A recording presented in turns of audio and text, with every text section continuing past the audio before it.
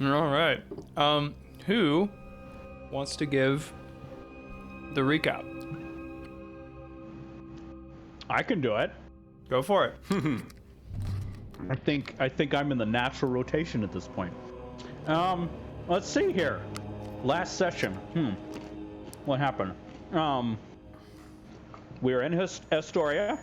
Had a couple eventful days of transportation, and we carried on our celebration at the Pancake Ball House Inn. Some people call it as Dragon Tooth Inn, but it's really just the place that makes pancake balls.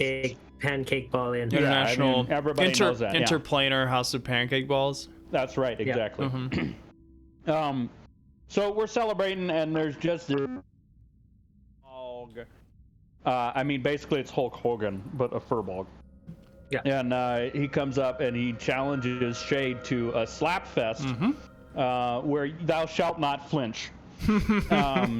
And for some reason, Shade's like, "Oh, that sounds fun." Gets into it and ends up winning, and he apparently is some sort of local champion now. There may or may not be some sort of thing that progresses there where he can perhaps become interplanar Slapfest champion of the galaxy. We'll see. It seems like there was investment in the game there, so I might have to continue to flesh it out. That coveted title of Slapfest Master. Sidon, challenge. Challenge Sidon to a slap fight. Let's see. Next.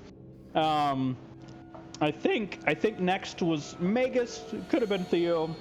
But anyways, Magus. There's this little derp is probably the right way to call him. He's got flaming sandals. He is the athlete of the hour, and he challenges Magus to a race all the way to the Dragon Shrine and back, and then through a series of athletic feats and jumps and somersaults, Magus ends up winning that race quite handily. Indeed. I mean, it was close, but you did beat him, yeah. No, he took his sandals and he basically slapped them with them handily. He did give the flaming sandals back. In a humiliating way. But then there was Theo, and there was this challenge of balancing a set of gunpowder, and quite dexterously. So had a little guy that was challenging him to that, and that lasted all of one round. Yeah, Theo had 2 successful rounds and then failed on the third one, and then the other guy just failed immediately. The other guy tried and it was noped down. So Theo clearly smashed him.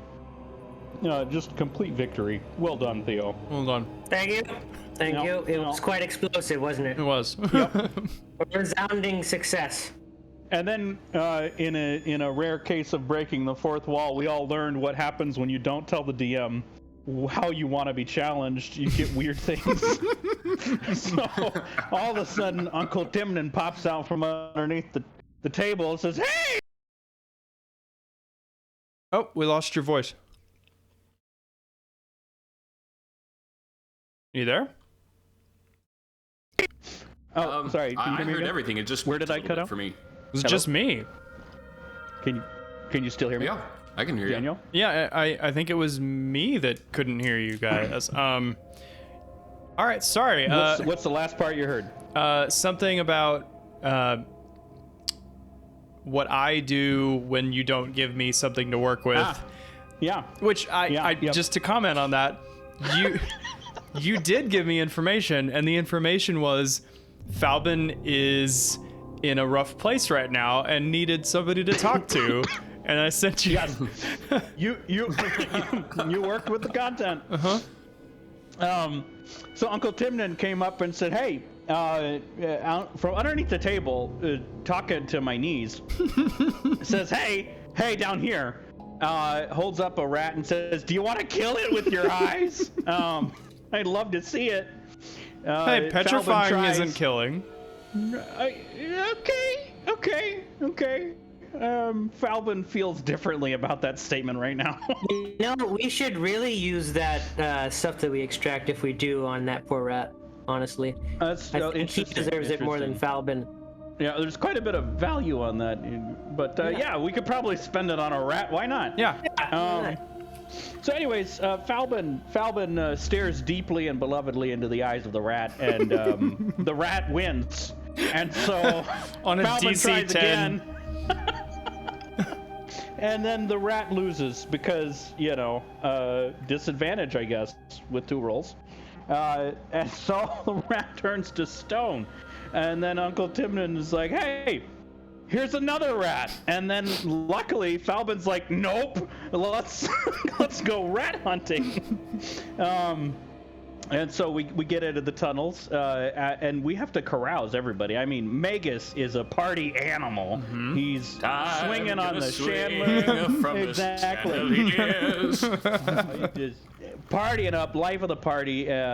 Luckily, Kyra notices to go on this very important side quest, and gets everybody's attention, starts giving a little bit of a performance, so we can sneak underneath the table.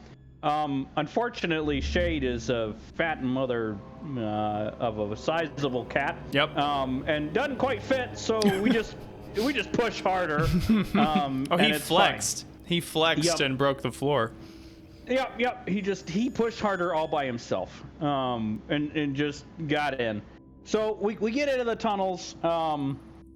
And this is frankly where we get into the point where I think Magus deserves an inspiration. I'll nominate him for that, for his creativity coming up. But we're killing rats and having a very deep conversation with Uncle Tim. Where we sort of realized we didn't really have anything prepared to talk about with him. But we did kill some rats. We threw some knives. We shot some and we clawed some, and there was some killing. Totally. Then we came upon a small posse of rodents, and this is when the creativity of Magus stands out. And he casts what was that spell? Dragon's Breath. Dragon's Breath, and you cast it with subtle spell, and you put it on Uncle Timnon, and then he just breathes dragon's fire onto these rodents, and he is all about it until he realizes that his dash might have a bit of a problem. Did you say his mustache?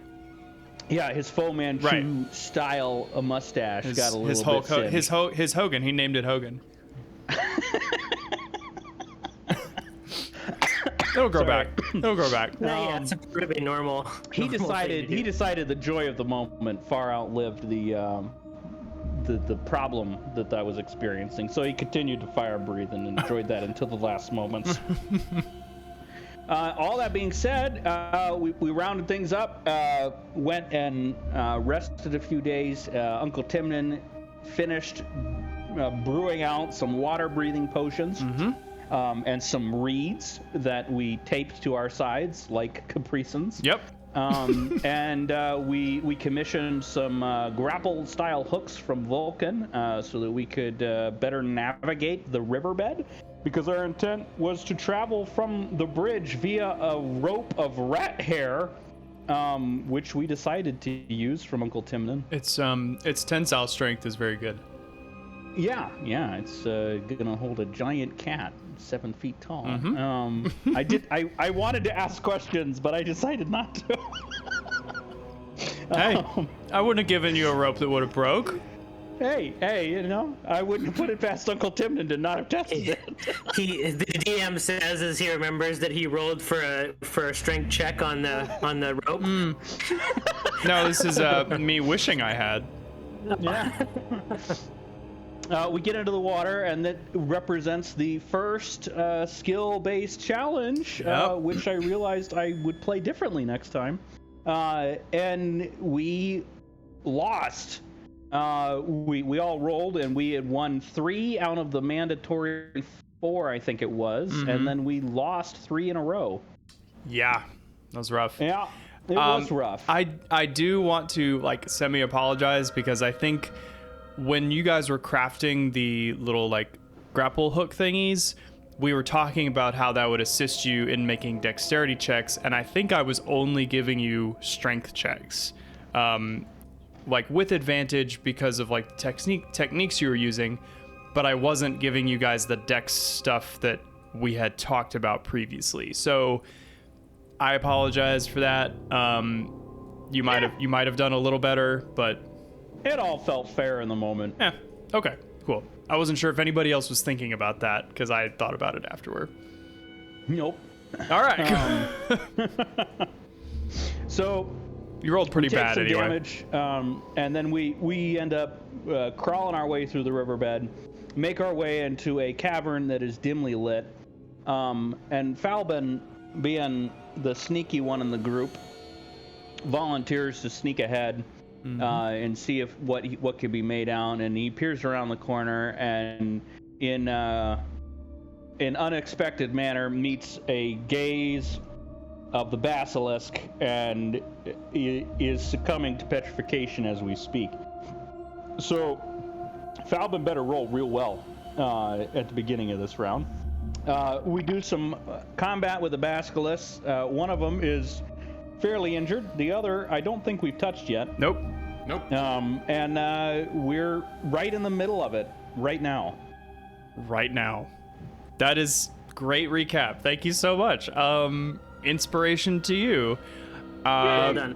I think you covered everything. And one thing. Yeah.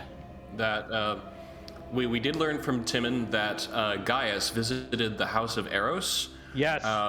But did not undress or remove his mask. He just sat and listened to the music and had some finger foods. Correct. Right, which is important because we should have Theo memorize that tune and then play it back to Gaius when we meet him. Well, hey, I only have to hear any song once and I have it memorized. Which is amazing. Guess me and my cousin are taking a trip, not at all awkward trip. Exactly. Not at all awkward. I've already remembered Magus's song of singing from the chandelier, so I've got that for the next time we're in a bar. Oh boy. Oh, what is this? I'm gonna try something. Can I just drop conditions on people? No, I don't know how that works. Look at him practicing dropping conditions. Please select or target a token to toggle restrained. No, you don't need to do that. Get dropped. Oh, there we go. Okay, interesting. That's a little unnecessary, don't you think? So like I can Restraining folk? Double restrain. All right. I have a new module that does stuff that I have not played with. Okay, yeah. Excellent recap. I will unpause the game. The basilisks, let's see, what the last turn in combat, or the last couple turns, Falbin was up front, staring down the basilisk, begun to petrify because you failed your save. Shade grabbed you and tucked you behind him while he sent his echo forward towards the basilisk. Magus gave the echo a traveling cloak to throw over the basilisk's eyes in order to attempt to blind it. However, the basilisk, reaching the end of his movement and having no other targets, attacked the echo, which then dropped the cloak. Yep. And that is where we are. We are back around to Falbin, who you're gonna make the wisdom save at the end of your turn. So at the end. Yeah. You aren't paralyzed, so you can still like attack, you can still throw stuff. You just can't move. Right. Right. I mean, obviously, it really doesn't matter if I'm averting my gaze at this point, right? I mean, I can't be right. You're double affected. You're already under the effect. So that's a good point. Like, do you take the opportunity to attack without advantage? No. because that's what I did last turn. Is I just didn't avert my gaze at that point because I was already screwed. So I'm gonna continue with that. Yeah, I'll say since you're making the save again at the end of your turn, I don't see why not. Then I will. I'm just gonna rebound dagger the foremost basilisk. Hell yeah! And it's gonna be a great roll.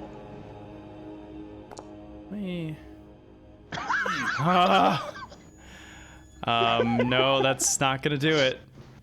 No, it is not. And then because there's nothing else for me to do, I'm gonna use my bonus action to throw another dagger. I don't think I've done that yet this combat, or have I thrown one yet? You threw 2 on your last turn. Okay, so I've got 1 left, I think.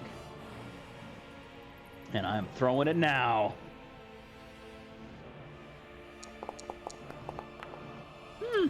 Still not enough. I'm a little bit worried about this next roll. You're getting the ones out of the way. The daggers, they hit the little spines coming off of their backs, but they just glance off. They're just like reeds. They don't seem like it hurts them. Go ahead and unless there's anything else you can do, go ahead and roll that wisdom save. I don't know why my music keeps like pausing or muting. So I'm going to roll this, and then I can say, well, actually, I want to roll it at advantage. And I can say, well, actually, I want to add 5 to that. Is that correct? Or do I need to pre-announce that? I would choose before you make the roll. Huh. Mm-hmm. So you can either. And we can donate inspiration. Was that our consensus? Yes, we did. We did agree. Unless this is a house rule, the way inspiration I think typically works is that you can roll. You can use inspiration after knowing the result of the roll, but before knowing whether or not it succeeds.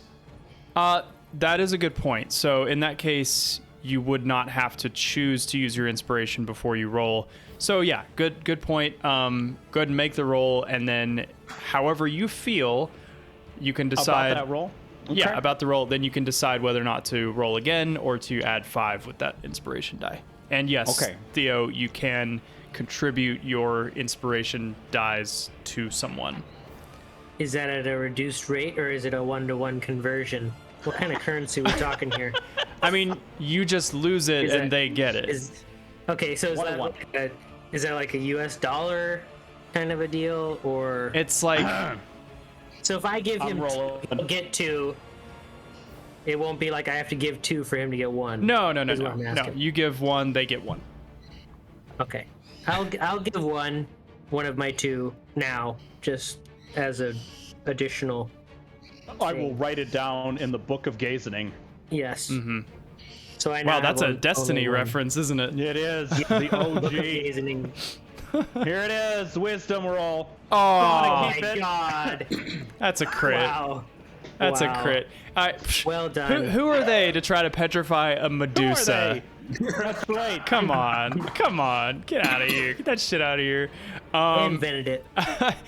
Yeah,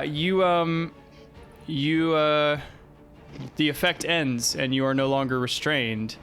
You feel your form loosen up, and I would advise to avert your eyes at this point. Oh yeah, and I do. And you do. Okay, cool.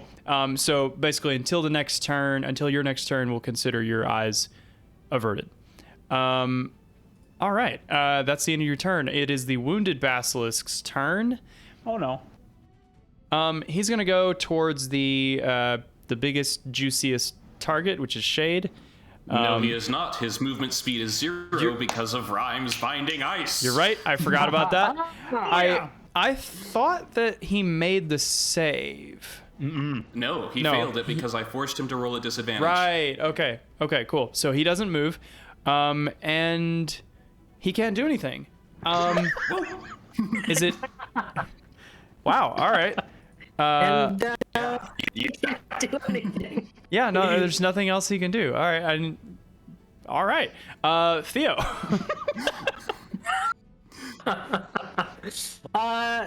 Theo is gonna target that badly injured basilisk. And he's gonna... He's got +2 AC because of Shade's body. Excellent. Did I already Hunter's Mark him on the last session? You did. So he is still Hunter's marked. He's currently marked, so I'm gonna shoot him. That'd be great. And miss. Ooh. Yeah, that's a miss. And then, so does the Hunter's Mark only trigger if they're struck? Yes. Or does it just gives you more damage if and when you hit. Gotcha. Okay. Oh, Theo, were you looking at the basilisk? No, this time I was not looking at the basilisk. I would ask you to roll again at disadvantage, but you got a 9, so like that's. I can do worse. I already lose. Sorry. I can do worse. Not really. You can't. I tried. Cool. Any? You still have your bonus action if you have anything you'd like to do with that. All right, maybe Rue can save your turn. That's true. Yeah. I don't think I have anything on bonus action that I'd like to do on currently. All right. Well then, Rue can go ahead and go. I cannot select Rue because she's somewhere in the darkness that I can't see. I'll put her ahead of you. Can you see her now? Aha. Yes. I thought it was okay. Whatever. So, you will roll. Did you get my message, Tim? Oh. Over Discord. Is this a critical thing at this junction? Yes. I was discussing a potential thing to do with Rue on her turn that would allow her to attack with Dragon's Breath. Oh, yes. I believe I remember reading that. Is that something that you do on your turn, or...? Well, it would be like she would move to me and then hold her turn until I give her the spell. And then on my turn, I would give her the spell, and then she would take the attack. So it has to be within 5 feet of you? Yes. And then, is that a cone, or is it something more ranged? It's a 15-foot cone. Okay. So you could put it like here, or even here. Yeah. Probably right here. Mm-hmm. And then I still can attack, right? No. You have to use your action to hold the action. Oh, I have to hold myself as well. Yeah, you're doing the ready action, and you're readying. I am readying. Rue is preparing itself for this massive energy that is about to be conveyed. Mm-hmm. There you go. Nice. All right. Shade. So Falbin, you're in the driver's seat of Shade today. Yes, I am. Shade, number 1, is going to keep his gaze averted. Uh-huh. Number 2, he's going to try to get between these basilisks and Magus. Okay.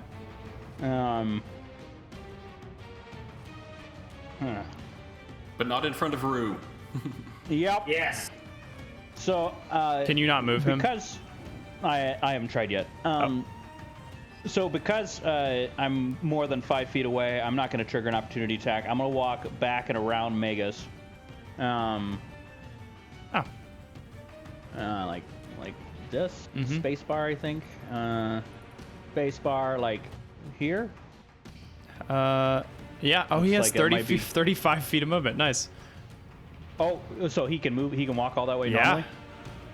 Okay. Well, then he's going to do that. Tactical. And then as his bonus action, immediately, he's going to summon his shadow. Huh? Here, I'll give you echo. Where do you want him? I in a good spot.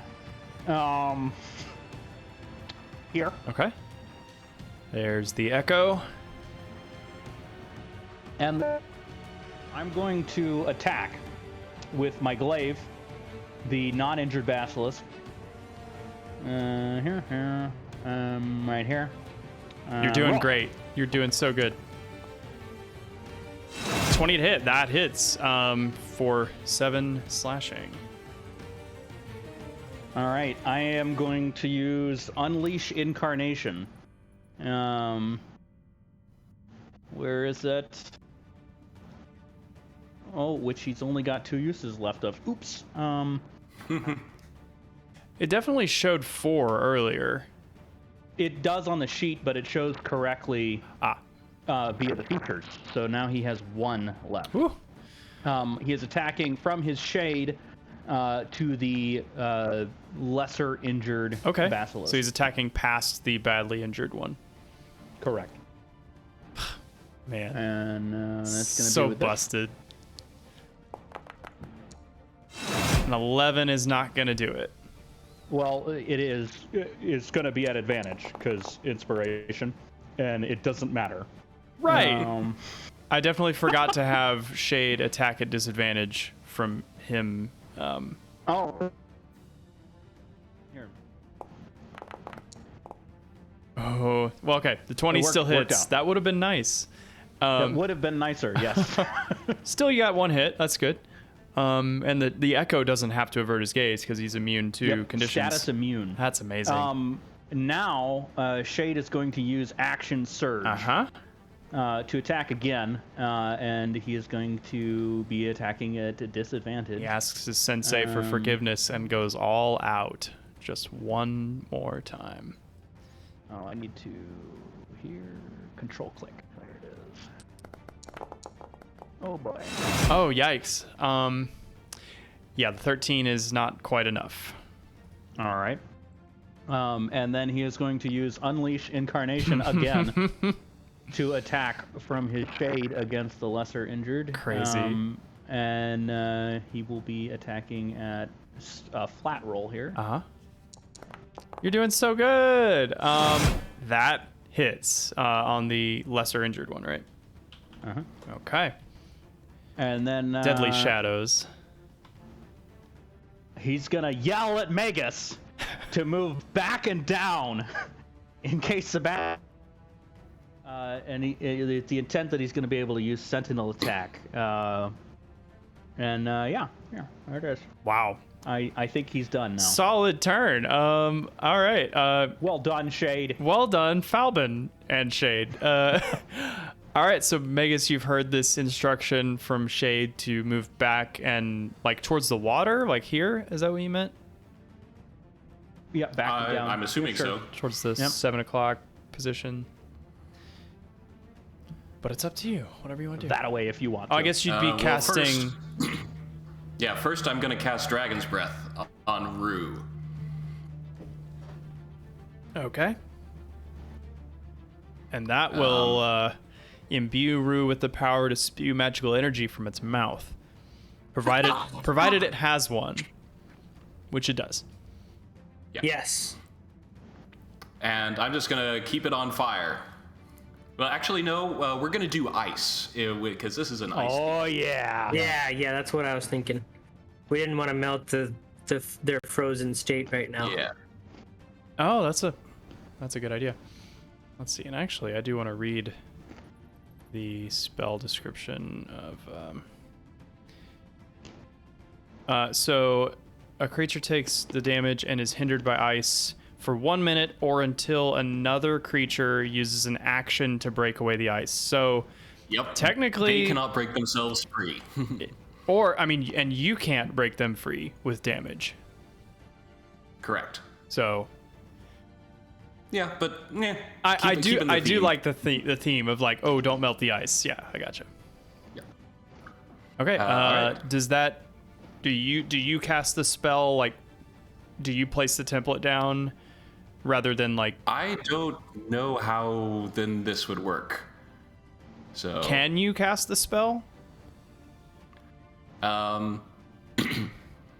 Yes, it's saying I can place I can consume the spell slot and place a template. So let's try that. Yeah. And question. Yes. Because would this work as me being able to use Empower spell even though it is coming out of Rue's mouth? Yeah, why not? Fuck it. All right. So Do it up. let's see. Yeah, I'm just Why gonna have go all those ahead sorcerer and- things if you can't use them Yeah, all the I'm time? just gonna re-roll all those dice. Yeah. I didn't like any of them. Yeah. Yeah, because it was a 8 out of a maximum of 24. There we nice, go. 13. It's better, yeah. So is it a saving throw thing? Yes, it is a dex save of 15. Dex save. All right, they're gonna roll. Wow. That is they have a -1 dex, but their raw die rolls were a 19 and a 20. Does the ice one that's restrained roll at disadvantage for this? No. Darn it. All that But- does is it reduces its movement speed to 0. If you want to spend an inspiration point and have them roll at disadvantage, you could do that. You know what? I'm going to. I have 2 now, so yeah, we're gonna All right. force that roll at disadvantage. Roll one more time. Much better. That's a 4 and a 9. I think they both fail. Yep.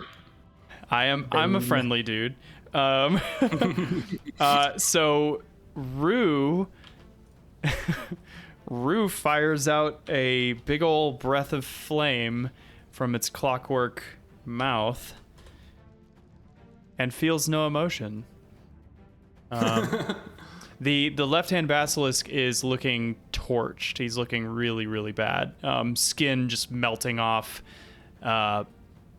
Ice puddles on the ground. Ice. Well, skin too. Well, no, sorry. You no, did the- ice. I said it was fire. Yep. Yeah, I see what you're saying. Yeah, like chunks of its like fleshy bits are like frostbiting and then falling off in like big chunks. Like he's gonna have to go to the dermatologist after this. For sure. and- For sure. And then I am going to pick up Rue, and I am going to move back. Okay, awesome. You're gonna pick up Rue. Yeah. Yep. Like, Nice. All right. Well done, Rue. Well done, Megas. Okay, it is Healthier Basilisk's turn. healthier basilisks. He is not frozen, so he can move. Correct. And he's going to ignore his buddy. And actually, he's going to dash away. He's going to try to leave.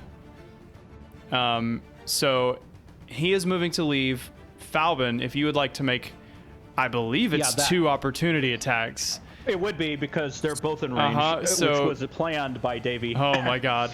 So the Echo is going to roll flat, and then Shade will roll at disadvantage. All right. So one quick question. Uh-huh. The ice cone attack that we had, does that hinder their movement in any way? Since No, hit them? it doesn't create. Well, so Okay. the left-hand basilisk is frozen in place, so he can't move. I see. But the other I see. one is free to move, and he is peacing out. No. Okay, so the Echoes does hit. He's still up, but he's really badly hurt, and he's gonna be moving away as far as he can go. We're not out of combat. He's still, he's still in view, but he's running. Now, why would he be? Why would he be going back to the back of the cave where it's quote unquote safe? He doesn't want to be where he is right now. All right, so Falbin, you are up. You are no longer resisting petrification. You And are. I am definitely averting my gaze. Yeah. Although you can look at the other basilisk, because the basilisk effect is only within 30 feet. That's true. And he's also facing away from you. So but yeah. I'll turn him around. Well, he happens to be just within range of me. I'm gonna move up to about here though. Okay. First. And I'm gonna target that fool. And I am gonna rebound dagger him. And I'm gonna inspiration that. That's better. Nice. He is still alive. But your dagger makes another spike in his back. Well, the dagger comes back. It does. What was the ruling on whether or not I could attack twice with the rebound dagger? I think we said like if I used it a second time I couldn't. One thing to remember, I just remembered this. You're not in range of the fleeing basilisk. You are still in range of this basilisk. In terms of petrification. Correct. So if you don't avert your eyes, you'll have to start making that save again. So like I can't I guess I can't avert my gaze from this one and still make I guess that's like thematically that's what I was doing. Let me read the description. I'm fine whichever way you want to roll it. If the two of you can see each other, the way D&D kind of works is that your character isn't like facing a direction really. You kind of control a 360 degree space around you. So as long as you have line of sight, I'd say you're within the effect of the feature. Okay. So well, then how do you want to? Should I change the roll we did, or just play it as is, or? Yeah, because you'd be rolling at disadvantage anyway.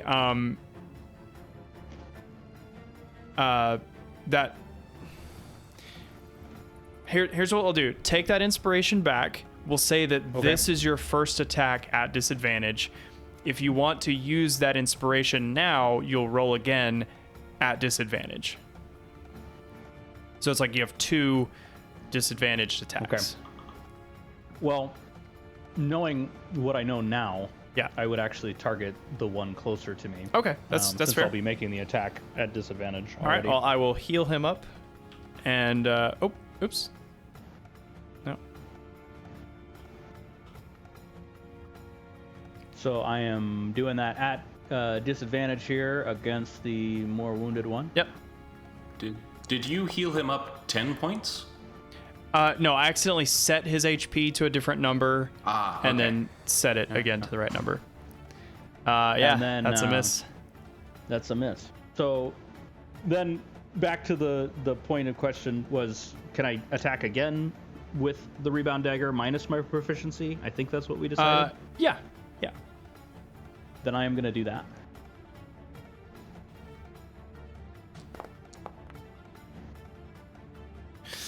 Oh, tough stuff. Tough stuff. It's close. It's close, but it's not quite enough. And Falvin's gonna, I guess, retrace his steps to here and weep a little bit and continue averting his gaze. Hey, at least your health is pretty good. All right, this basilisk, the echo is within range, so he's gonna bite him. Well, he's going to try. That's a 17? Not quite. AC is 18. Ooh, that was going to be big damage, too. Not that it needs it. He's got 1 HP. That's all. I mean, I think you actually hit him. Because his AC is 14 plus proficiency, which is 16. Oh, okay. Yeah, so the echo goes away. Sadly. All right, Thea. I'm gonna try to hit that basilisk that's way far. Ooh, okay. Are you using your rifle or crossbow? I'm rifling it, okay. And I'm going to do it at disadvantage because I'm trying not to make eye contact. Oof. It's loud, not so proud. Yeah, that's nailed it. Nailed it. Totally. And that's pretty much my life. So that's done. All right. And Rue. There's still this Rue homie. has the breath weapon for the next 10 turns. Are you serious? What? Yeah, it stays up. For like a minute, is it? Yeah, it's a minute effect. Can I just say that's amazing? Yes. Very cool. You may. How do I? Magic is awesome. Now, is that every time that I attack, or can I choose to use it or not use it, or? Correct. You can choose to use it as an action. Okay. I mean, why wouldn't you? But since it does not require sight... So I could throw it at that fleeing basilisk? You could, or you could throw it at the one that's currently here, which would remove the petrification effect. Danger. I'm just really afraid that one that's running away is gonna heal somehow. Yeah. And Sure. Yeah, just keep in mind it is 15 feet cone. So if you can reach it, sure. I am a red. What does red blocks means? I can't go that far. Is that what it means? Let's see. His movement is. Why does it say 10? Oh, he's got like 10-foot walking speed. He can fly 80 feet. Oh, strafe him. Damn, that's really far. Holy crap. So yeah, we're just gonna schwack him, and then cone this bad boy. All right. Magus, if you wanna. To which Magus, you would have to do that. Uh-huh. Right. 'Cause I don't. Give me. Sorry. Up.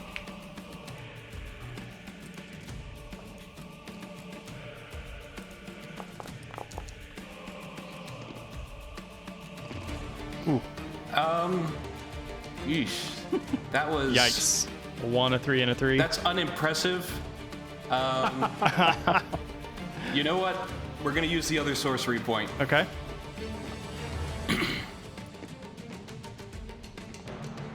Kill him dead. Wow. That's the same total. All right, he's gonna make Really his unfortunate. dex save. He rolls a 18. He passes. So he takes 3 points. 3 points of cold damage. Hey, it ain't nothing. All right. And yeah, that's about it for me. Okay. Shade, aka Falbin, in a cat suit.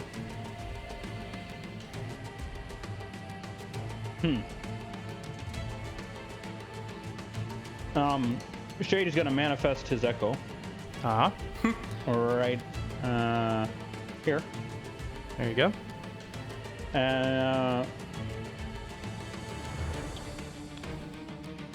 This part.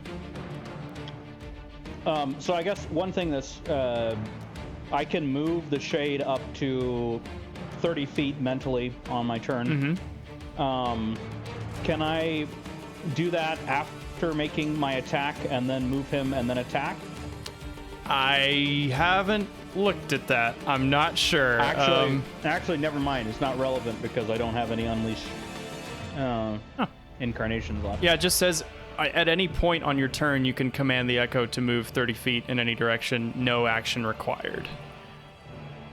Oh, Yeah. if it's ever more than 30 feet from you at the end of your turn, it is destroyed. That's interesting. Yep. So I'm going to command my echo to move here. Okay. And then I am going to attack. Shade's going to attack this basilisk here while averting his gaze, attacking at disadvantage. So he's attacking the close one. It makes these guys a lot harder than they would be. Yeah, that's not gonna do it. If only he had extra attack. If only you had what? Extra attack. Oh, yeah. But That'd be sweet. yeah, but the echo can go now. No, because I don't have unleashed incantation. Oh no, I accidentally started playing all the combat music tracks I have simultaneously. Super epic. Oh my god. It's like it's like 30 songs.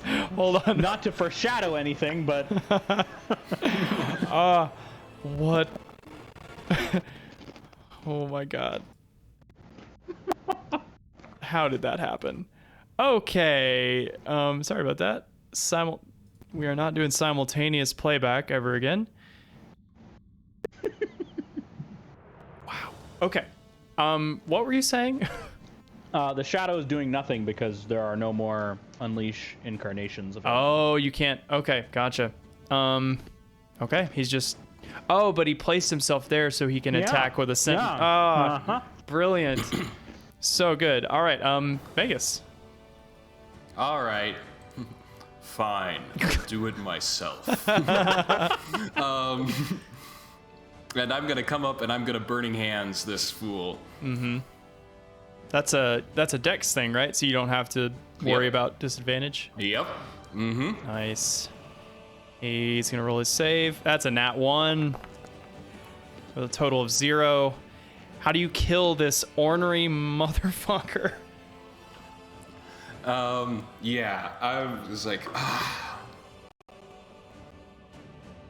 It's like, I kind of stride up, and I'm just kind of like, I just the point where like I can see the beginning of the frost on the ground as I'm looking down. I was like, tell you what, let's thaw you out. And I Yes. Awesome. Cool, sweet. Craigie, what's your cursor doing over there, bud? I see you over in the boss room with your imagination. What are you doing? I can't see anything back here. I'm just over here. Where's the bathroom? You say? Oh, I didn't say that. It's Closet. It's a closet. It's where the basilisks keep their clothes. It's the subway. Nice The finds. subway that's like in Walmart. You know, like you go in there and you get a Subway sandwich while you're. Yeah. Oh, okay. I don't know why my. It's either everything keeps muting. I keep having like 5-second moments where I can't hear any of you. Like it just. Oh, no. Well, and not only that, but my music also cuts out for that same amount of time. So I don't know what's going on there, but it's not. Headset? I don't think so. I don't know. But I might just have to ask you again sometimes. What's going on right now? Magus did the burning hands and then walked away. And I moved here and ended my turn. Okay, cool. So Just maintaining concentration on Rue. Right. It is Fleeing Basilisk's turn. He's going to again continue to flee if Echo. Oh man! I'm gonna stab him with a glaive. I mean, if he was smart, he would turn around and like bite the Echo first and then run away, but he's not smart. Oh, nice. Okay, Just a little more would have he's done it. still up, and he's gonna move away.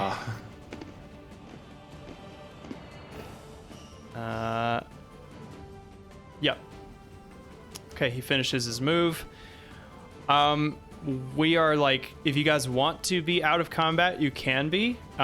If you're pushing the chase, you can. It's up to you. I want to take a few seconds to. Rue's breath only lasts a minute, so. I would say we should definitely push the chase because if this basilisk gets away, we can't make good on our promise. We can't meet our quest of saving Anora. Okay, well, let me do something really quick, and we will keep the combat up. God damn. Let me just buff the boss. And No. This is really bad too, because if there are other bad guys, like there's first round bonuses Falbin won't get. Okay, so we'll go ahead and continue where we are. Falbin, what are you doing? Falbin's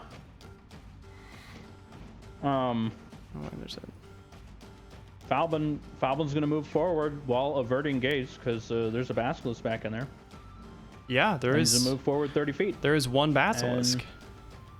And, he's gonna use his secondary dash, bonus action, and continue moving forward,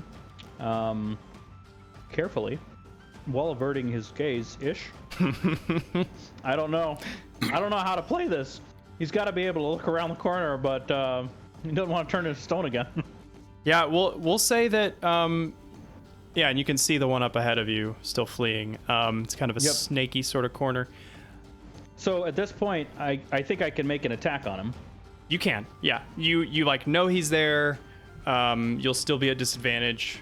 Correct. Well, hold on. What's your distance actually? I could throw 60 feet with my dagger. Yeah, you're still within 30 feet now. Range of the effect. Yeah, So, go ahead. And... I'm gonna go ahead and roll at disadvantage, I guess. No, it's not. 17 and 25. That hits. How do you finally? That's exactly the right amount of damage to kill it. How do you finally kill it? I reel back and I say, "Not today, motherfucker!" And I throw the dagger, gets him right in his right eye, and then it kind of wiggles a bit and then comes back to me. Ooh. You know what? I'm gonna say the basilisk eye comes out with the blade. Yeah, it does. And flies back to you. And you have that. Cool. I'm gonna add it to my inventory. Cool. One injured basilisk eye. One skewered basilisk eye. Very cool. Very, very cool. All right. It is what would be his turn. Theo. Are we still in combat? If you want to be. That's awkward. If you want to be. I mean, there's... So... I mean... I cannot cast Dragon's Breath again. Yeah. Because I know that like you guys have stuff that's going to expire quickly, we're just going to... Okay. You can sense that there's danger still. I'm gonna move both myself and Rue up closer to Falbin. Okay, doke. So I think that's all I can do for my turn. Sweet. All right, Shade.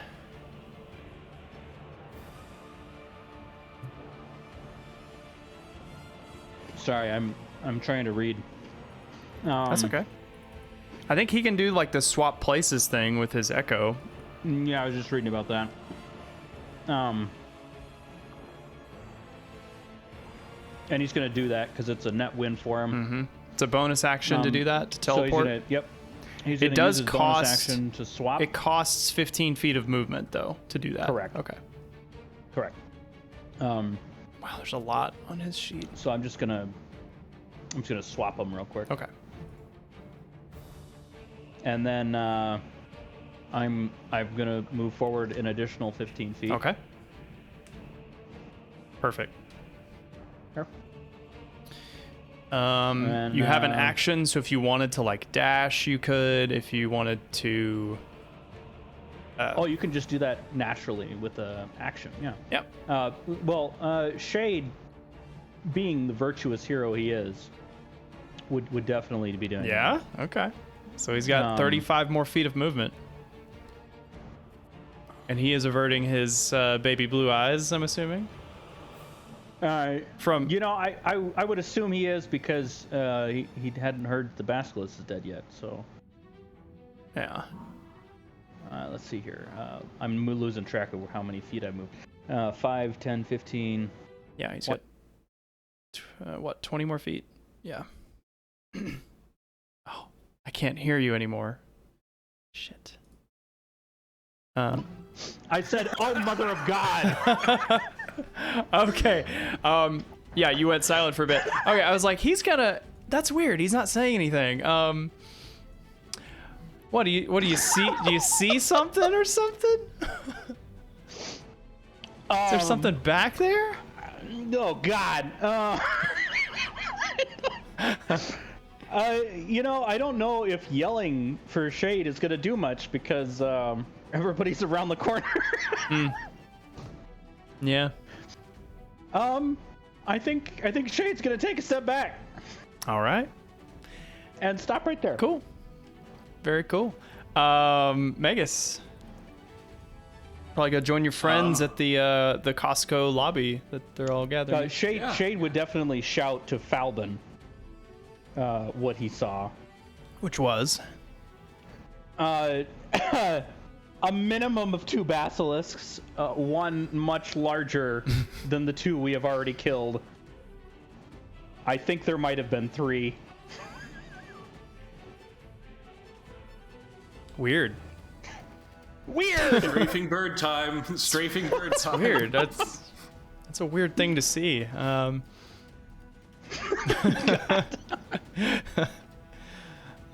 Cool. I'm going to move up there, and then I'm going to go ahead and... You dash. Oh, is this... So yeah, I'm gonna dash up to there. I added these little protrusions in this cave wall Right, yeah. for tactical reasons. So now that Magus is here, Shade would share that in the center of the room, that's where the big boy is, and that there's another basilisk right around the corner, and a potential third here if I'm remembering right, but I'm not Lovely. sure. That's weird. That's weird. It's very odd. All right, so that was your movement and dash action, correct? That's movement and action. I can do no more. All right. Remove these dead Oh combatants. wait, I would also have picked up my cloak before I moved. Oh yeah, sure. Oh, good. I'm gonna go ahead and roll initiative for the other basilisks that are you guys have seen. So, Oh, an alpha basilisk. Oh, Hot damn. oh what? oh, an alpha basilisk. It's a good moment because we forgot to do it at the beginning. Dupre. Can we assume that Shade took the Javelin of Lightning? Yes, Yeah. Yeah. Yes. Yeah. unless Megas Line wanted them it. up. Line them up. Line them up. Line 'em up. So, after Megas' turn, the alpha is going to go, and I don't like that. it is I don't like going that. to toss some small basilisks from its back. What? No. You said what? No, he's not. He's not gonna do that. You said That's what? not what an alpha basilisk would do. So just like a possum. No, not like a possum. How? What? You said what? Why can't I move them? What the heck? Because that's cheating. Hold on. I'm gonna have to like roll initiatives for them and then just The edit. DM gods have ruled that this is unfair treatment of players. How is that possible? For 5 separate basilisk characters, they all rolled 8 or below for initiative. Good. They're all gonna go in a row. That is true. Yes. That's not great. That's also bad. That's bad. Uh-huh. Why? Uh-huh. Why I can't move them? I enabled handicap for your account. Yeah. Yeah. After that stunt. Why the hell can't I move you?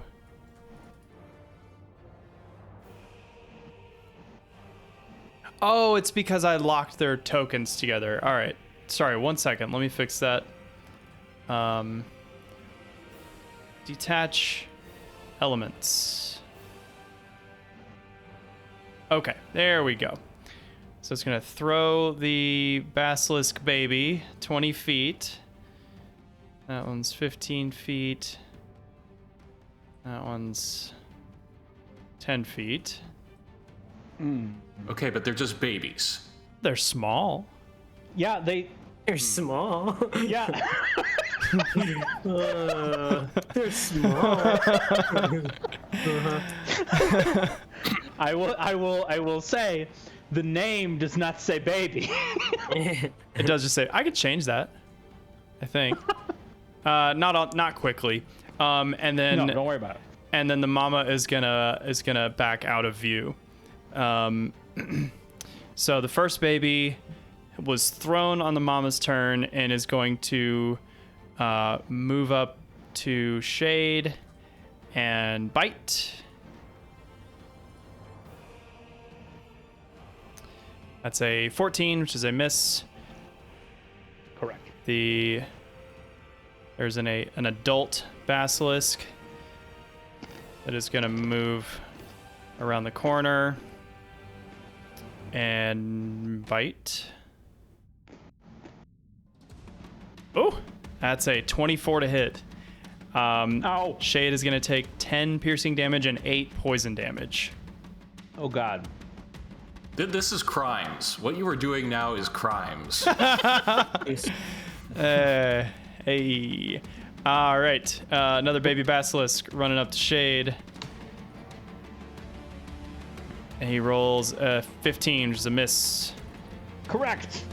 Last baby is gonna stack up and can't get through. Can't reach. Can't reach. Can't get through. Falbin.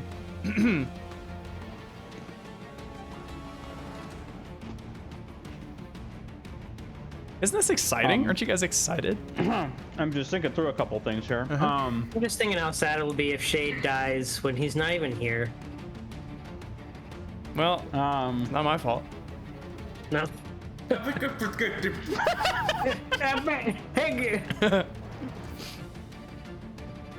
You guys came in this cave. You guys were just hanging out. Not my fault. I stacked it with infinitely repeating monsters that kill you by No, looking. they were in here the whole time.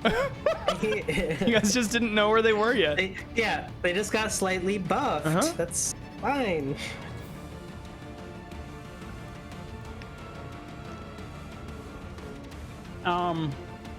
Exactly. Okay, well, I don't have any potions, which is what I was looking for. I do have poisons. That's cool.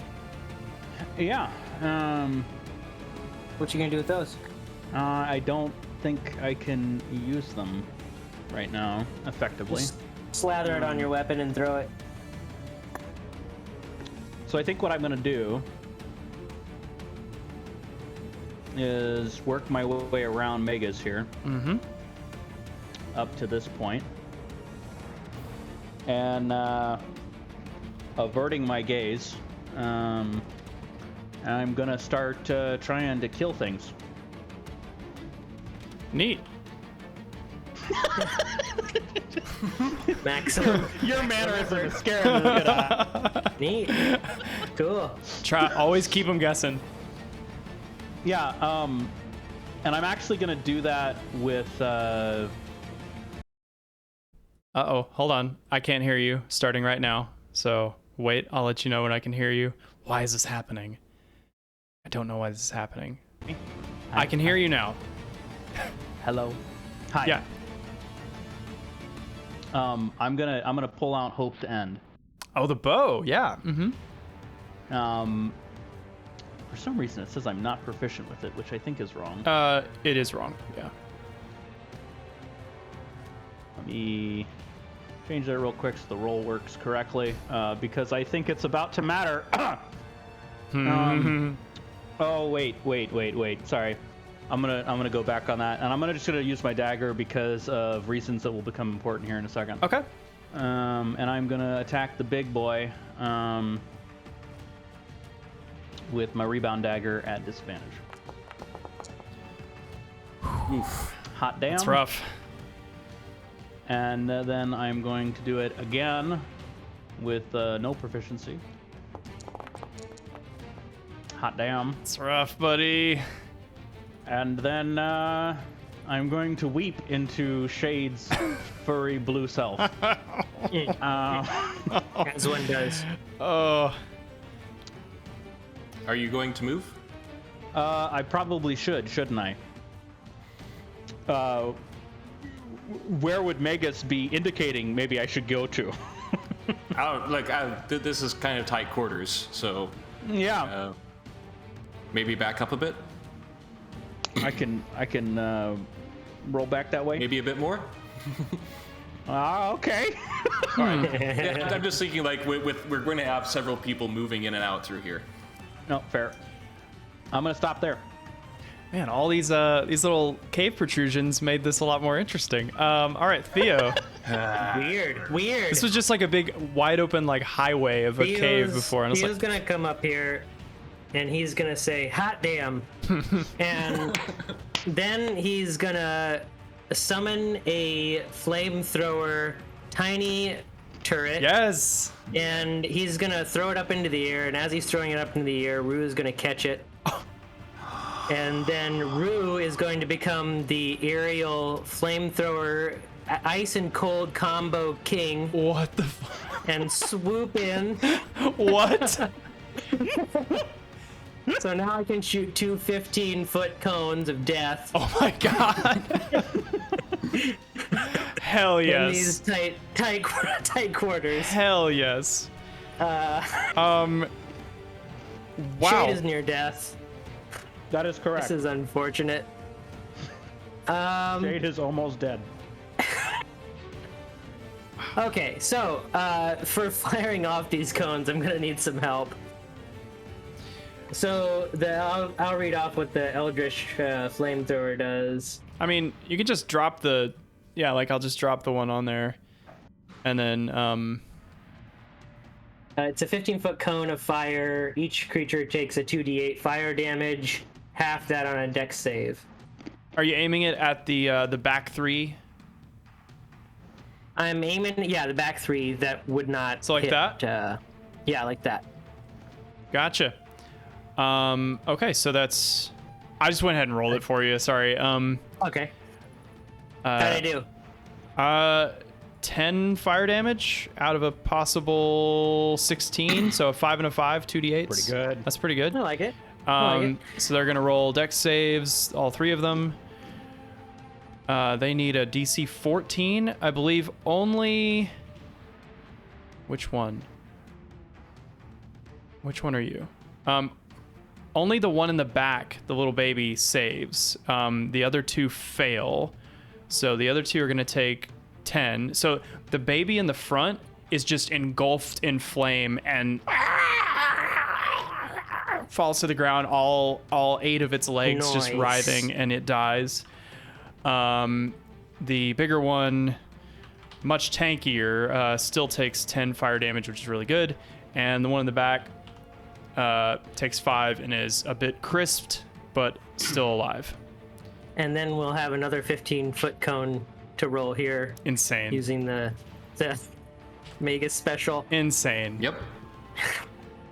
So same location for that one. You came out of the That's blue right. with that tactic. I was not expecting that at all. But Well, after hearing how much flight distance Rue has, I'm like, we got it. This is friendly yes. predator drone inbound. That's another 9 of ice, DC of 15 dex save. DC 15. Okay. Oh, the dead one's rolling for some reason. None of them pass. That's a 6, another 9. 6 and a 9. So 9 more. The one in the front, looking injured. The baby in the back, roasted with fire. Its skin charred, and then just blasted with a gust of frost and shatters and dies. Boom. Very Bring in the effective. fire now. Very effective. Awesome. Anything else? That was sick. I think that'll do it for the death drone. Yeah. This is like a Call of Duty kill streak Killing reward spree. or something. Okay, Shade is up. Still has a mostly healthy adult basilisk in front and then a baby to his left. What's he doing? Concerned. Shade is doing a concern. Shade is going to use second wind as a bonus action. Mm-hmm. Nice. That's a good call. So 8 additional health for Shade. 10. Good call. Second wind is so good. I love it. It's quite wonderful. This is concerning. Is this Echo still? Oh no, Echo's gone.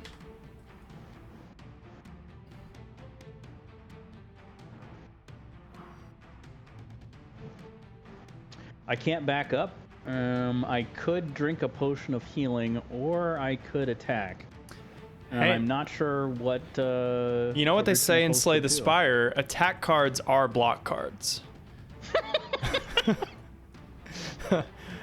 You don't have to defend against something if it's dead. The problem is I know that the big one, if it hits me, can kill me. That's true. It does do a lot of damage. And I'm not going to kill him with one hit. You could simply disengage, and they would not be able to make an opportunity attack. Oh. I can do that? Yeah, But then Rue is left there up alone. Right, but It's true. yeah. Yeah, the drone is exposed. What would Shade do? Yeah, what would Shade do? Should we call Davey right now?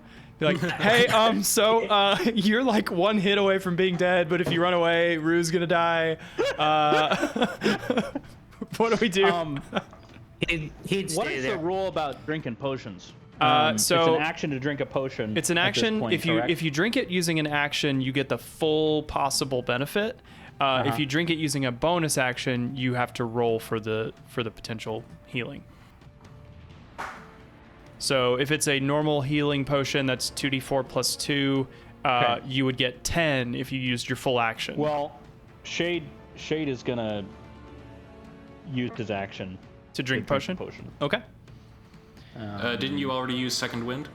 I did, but now I'm drinking Oh, but Second Wind is Second Wind's a bonus action, right? bonus action. Yeah. Correct. So bonus action, nice. Second Wind, action, potion.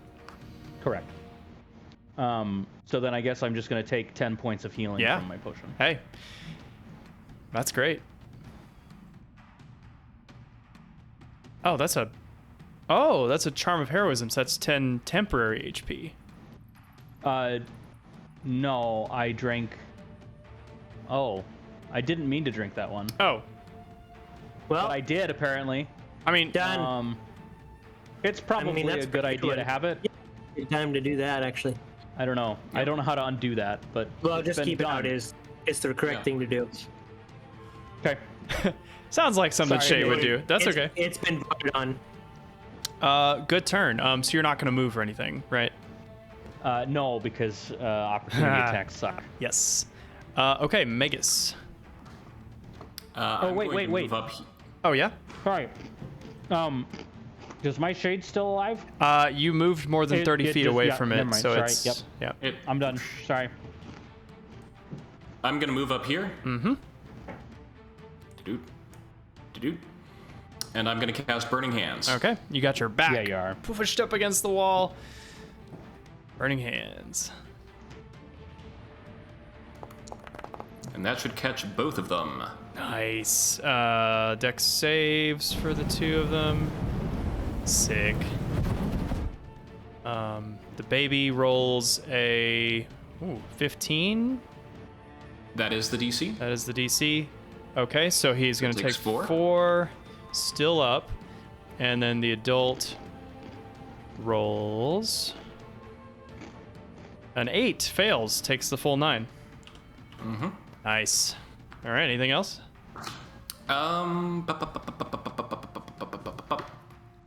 It's all. It's their turn next. I know.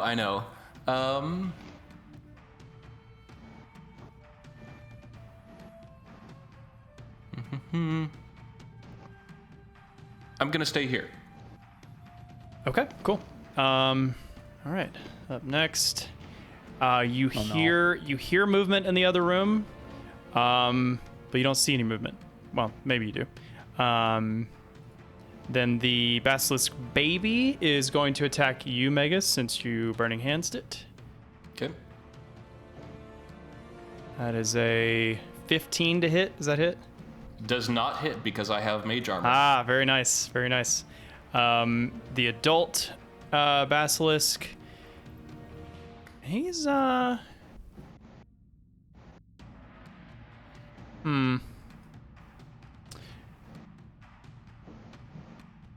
He's going to bite Shade.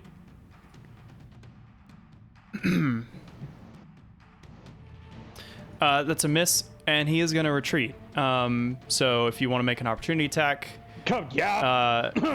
Rue would also get a melee opportunity attack. So none of the fire stuff. Just talons. Yep. Ooh. It's hard to swipe and attack when you're not looking at your target.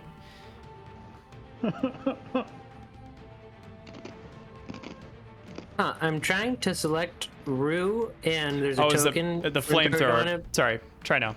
It was taking precedence. Talons. Yes. Done. Roll. Oof. Ooh. Sorry, Rue. That's off the counts.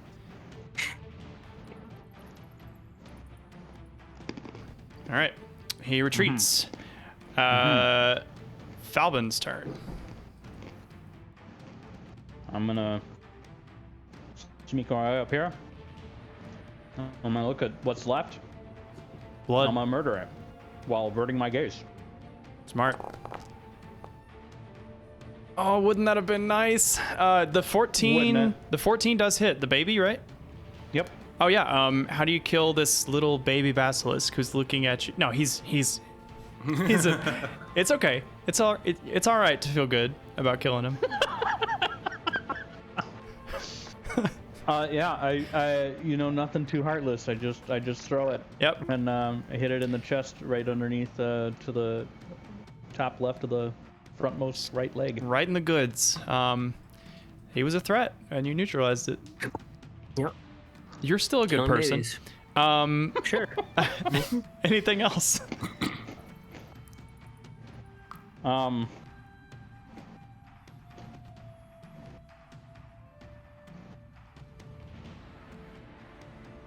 Yeah, I would move up. I think all the way to here. Okay. You can see the alpha from where you are. I can, and I'm gonna use my bonus action to attack without proficiency.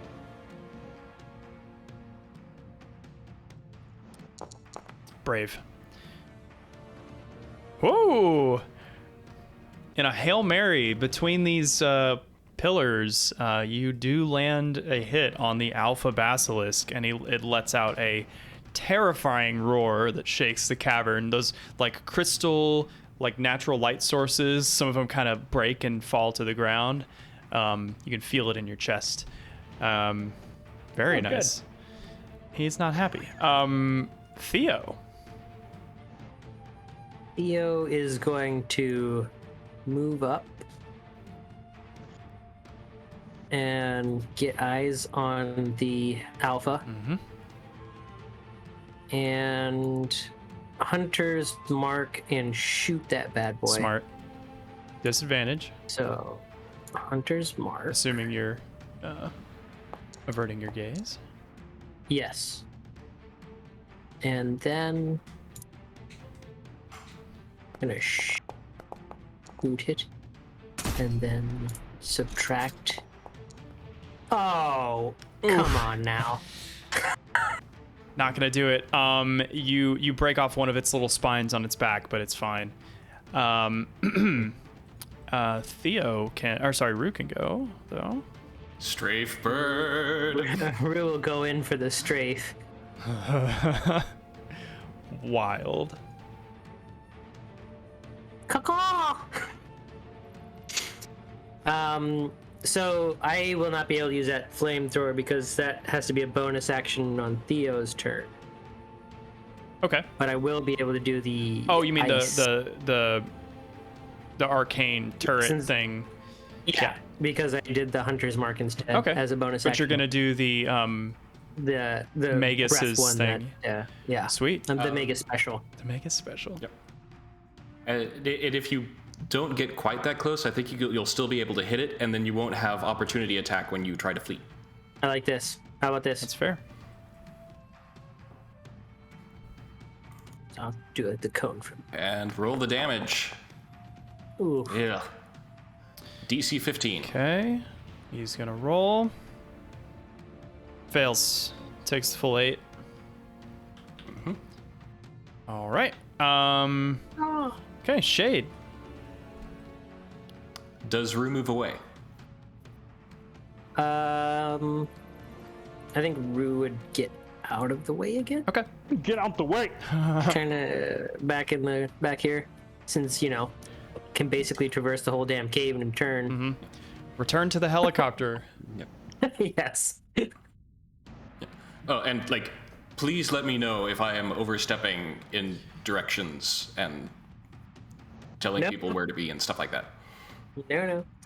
Sometimes you get caught up in just doing the thing that you want to do on your turn. You forget to do the things that are, So I smart would- to do. I would ask Theo, do you see where the injured non-alpha basilisk is? No, I do not. Great.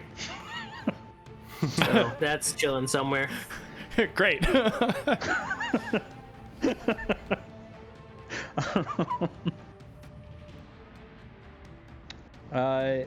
Let's see here. I'm gonna take a step forward, just one.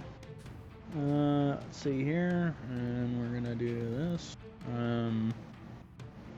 Take one more step forward, and then I'm going to use a bonus action to summon my echo. Okay. Right over here. There he goes. Hello. He was like tucked in behind that little stone thing, just hiding as well as he could. Let me check the rule book here a second. Isn't terrain interesting? Isn't it so good? Yeah. When it's working for us. Let's see. You guys would have just all stood at the end of the hallway and just shot it with various things had I not done this. I am going to choose to make my attack from my shadow. Okay. And I am going to attack the badly injured basilisk at a flat roll.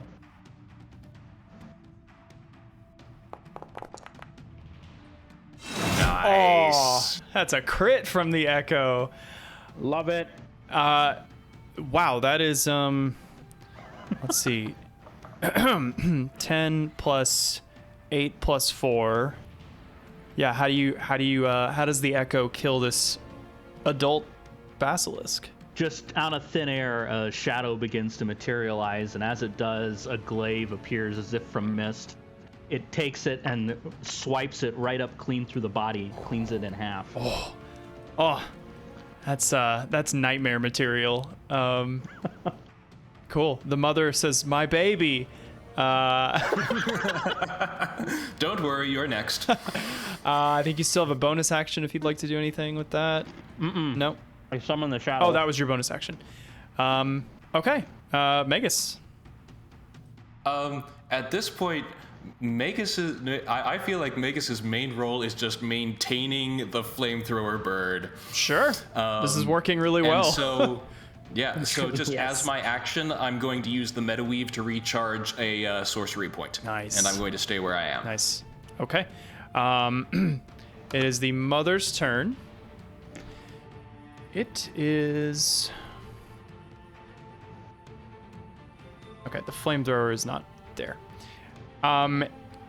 It realizing that this is its potentially last stand, it's also going to apologize to its sensei and go all out. Oh no. So it's going to squeeze through this gap. Oh, opportunity attack. From the Echo? Yeah. From my Echo, if you will. Sure. Watch it crit again. That was tactical as I mean that's a hit. Jeez. So tactical that Get given that walloped. he can't be petrified Yeah. and doesn't need to look away. Amazing. So Question? yeah. Does the shade get sentinel? Does the echo get sentinel? That's why I'm. You know what? Oh, yeah. Davey and I have question talked mark. about this. It does. So Wow. the alpha is Okay. stuck and so thrown off by this attack that it does not move. That is very clever. However, Oh no. Takes a legendary that's action. close enough. It is going to do a tail swipe. So Uh-oh. each creature within 10 feet, which is going to include Shade and Theo and the Echo, need to succeed on a Dex saving throw. You guys need a 16. All right, I'll do the shadow Oh, first. I accidentally rolled Rue. Okay.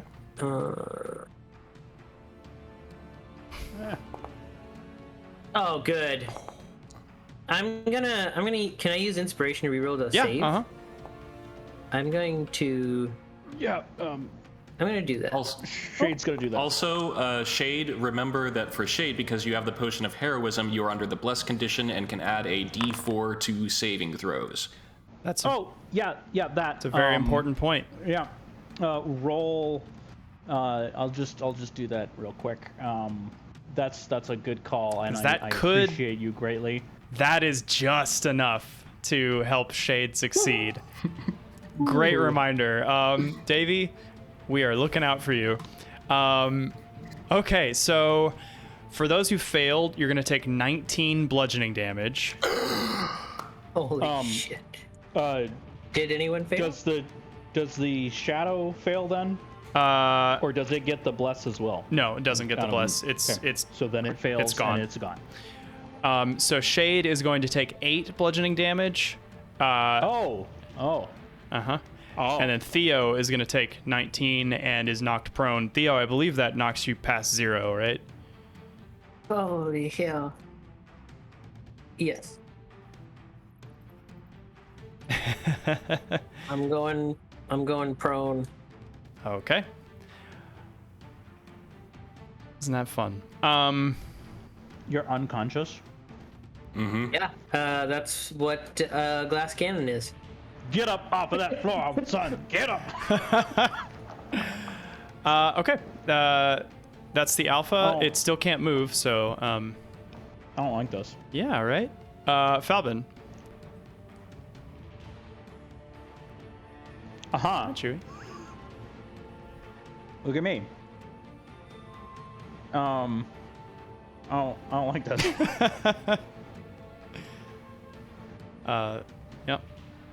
I am, I guess, gonna stay. Okay. Theo needs a doctor. Oh my gosh. Yeah, Theo needs a doctor, and Shade's looking real questionable. Does anybody have potions? I have none, and I guess Shade has a healing potion. I have one, but I don't think I can drink it if I'm unconscious. I mean, Sure. Shade, Falbin, you could take the potion off of Theo and give him the potion. Oh, can I do that? Yeah. Would that be a action? I'll or- say it's an action to search for the potion, and then a bonus action to apply it. You could also do an action to make a medicine check, and if you make above a 10, he will stabilize and not be bleeding out. And then it's your turn. Let me see here. I am not prepared. Sad face. Yeah,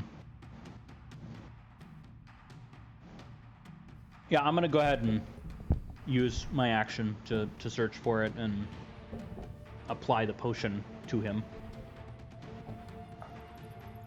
I'll roll the potion. Nice. Pretty good. So Theo Boom. gets 9. I'm alive!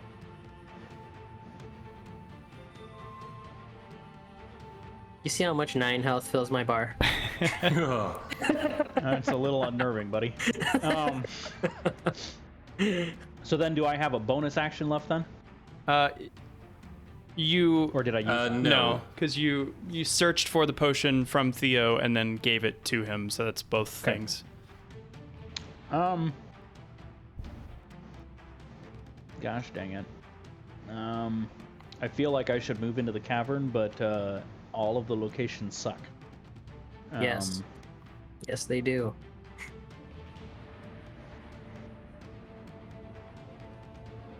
Okay, I'm gonna end my turn. Okay. At the end of your turn, the basilisk is. Oh no. Basilisk is gonna bite Shade. Or going to attempt to. It's 10 to hit, misses. Yay. Theo, Yeah, Brack. isn't this fun? Yes. You guys are having fun. I know you're having fun. I'm terrified. I'm terrified, friend. I already told you I've got treasure for you after this. So the For those tiny, who live. the tiny constructs can't move on their own. You have to command them. I don't think the small ones can move at all, though. Like they have no legs. I summoned a tiny one. The tiny ones So- can't move? No, I think it's only the small ones that Oh. can move. Interesting. So the tiny ones are like earlier we were talking about. It was like a pistol or something. Oh, like okay. It's not mobile to my understanding. Would it be possible for me to pick it up from Rue and give it to Shade? Sure. Yeah, that just it'd be an item interaction. Yeah. Mm-hmm. As a point of order, I believe that the tank is still on Rue. The icon Yes. was just moved off to be able to select Rue. Yeah, so it's Right. it's occupying the same space Okay. as Rue. Mm-hmm. But you'd basically be doing. Oh, so you could do an item interaction to take it from Rue, then you could just toss it at Shade's feet. You wouldn't be able to like do a handoff without doing another item interaction, but you could just drop it. And would I still have an action if I did that? Yeah, that's just a free item interaction, like opening a Okay. door or something. So I'll come over here, grab it, throw it to Shade. Okay. Then I will use Cure Wounds on Shade. All right. And you have to be touching him for that. Oh, hallelujah. Okay, I have to be touching, so I will move Can you myself cast to the back. spells through your constructs? I don't think so. No, I can't. Ah. They're just. I can give, they can, so Rue can take an item and give it to others, like a potion or something, but I can't. Yeah, the Eldritch cast, cannons are they're just guns with legs, basically. Okay. essentially, yeah. All right. Okay, so then I will cure. Roll it good. Roll it good. wounds. That's bad. not the good one. Hey, it's still 4. 4 is 4. Hey, I will take it and I will say thank you. And I will use my bonus action to fire the repositioned Eldritch Cannon at the Basilisk Nice. from Shade's position. nice. And that would be a 2d8 with a 14 dex save. Okay. He's gonna roll his save. He rolls a 2, so he fails. Woo. 12, nice. Gout of flame from the tiny Eldritch Cannon. This Basilisk Alpha is bloodied. Haven't you guys Bloodied. done well? We're still alive. You're all still alive. Look at that. Yeah, where's the other alpha that's gonna pop out here? Magus, you haven't taken a scratch since you came in this cavern. Let's change that. Yeah. No. That's what that No, tone no. sounds like. Somebody has to write about your adventures. Okay, nice tactical turn there, Theo. Very nice. Okay. I think. So then Uh-huh. Rue would. You're like, I'm not done.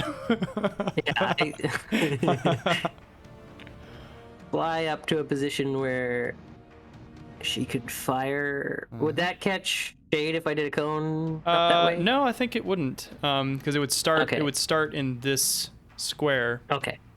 Then I would do that awesome mega special. You guys are getting a lot of mileage out of that. Oh, yes. I'd love to know Yes. how much total damage that did in this whole like 1 minute of combat.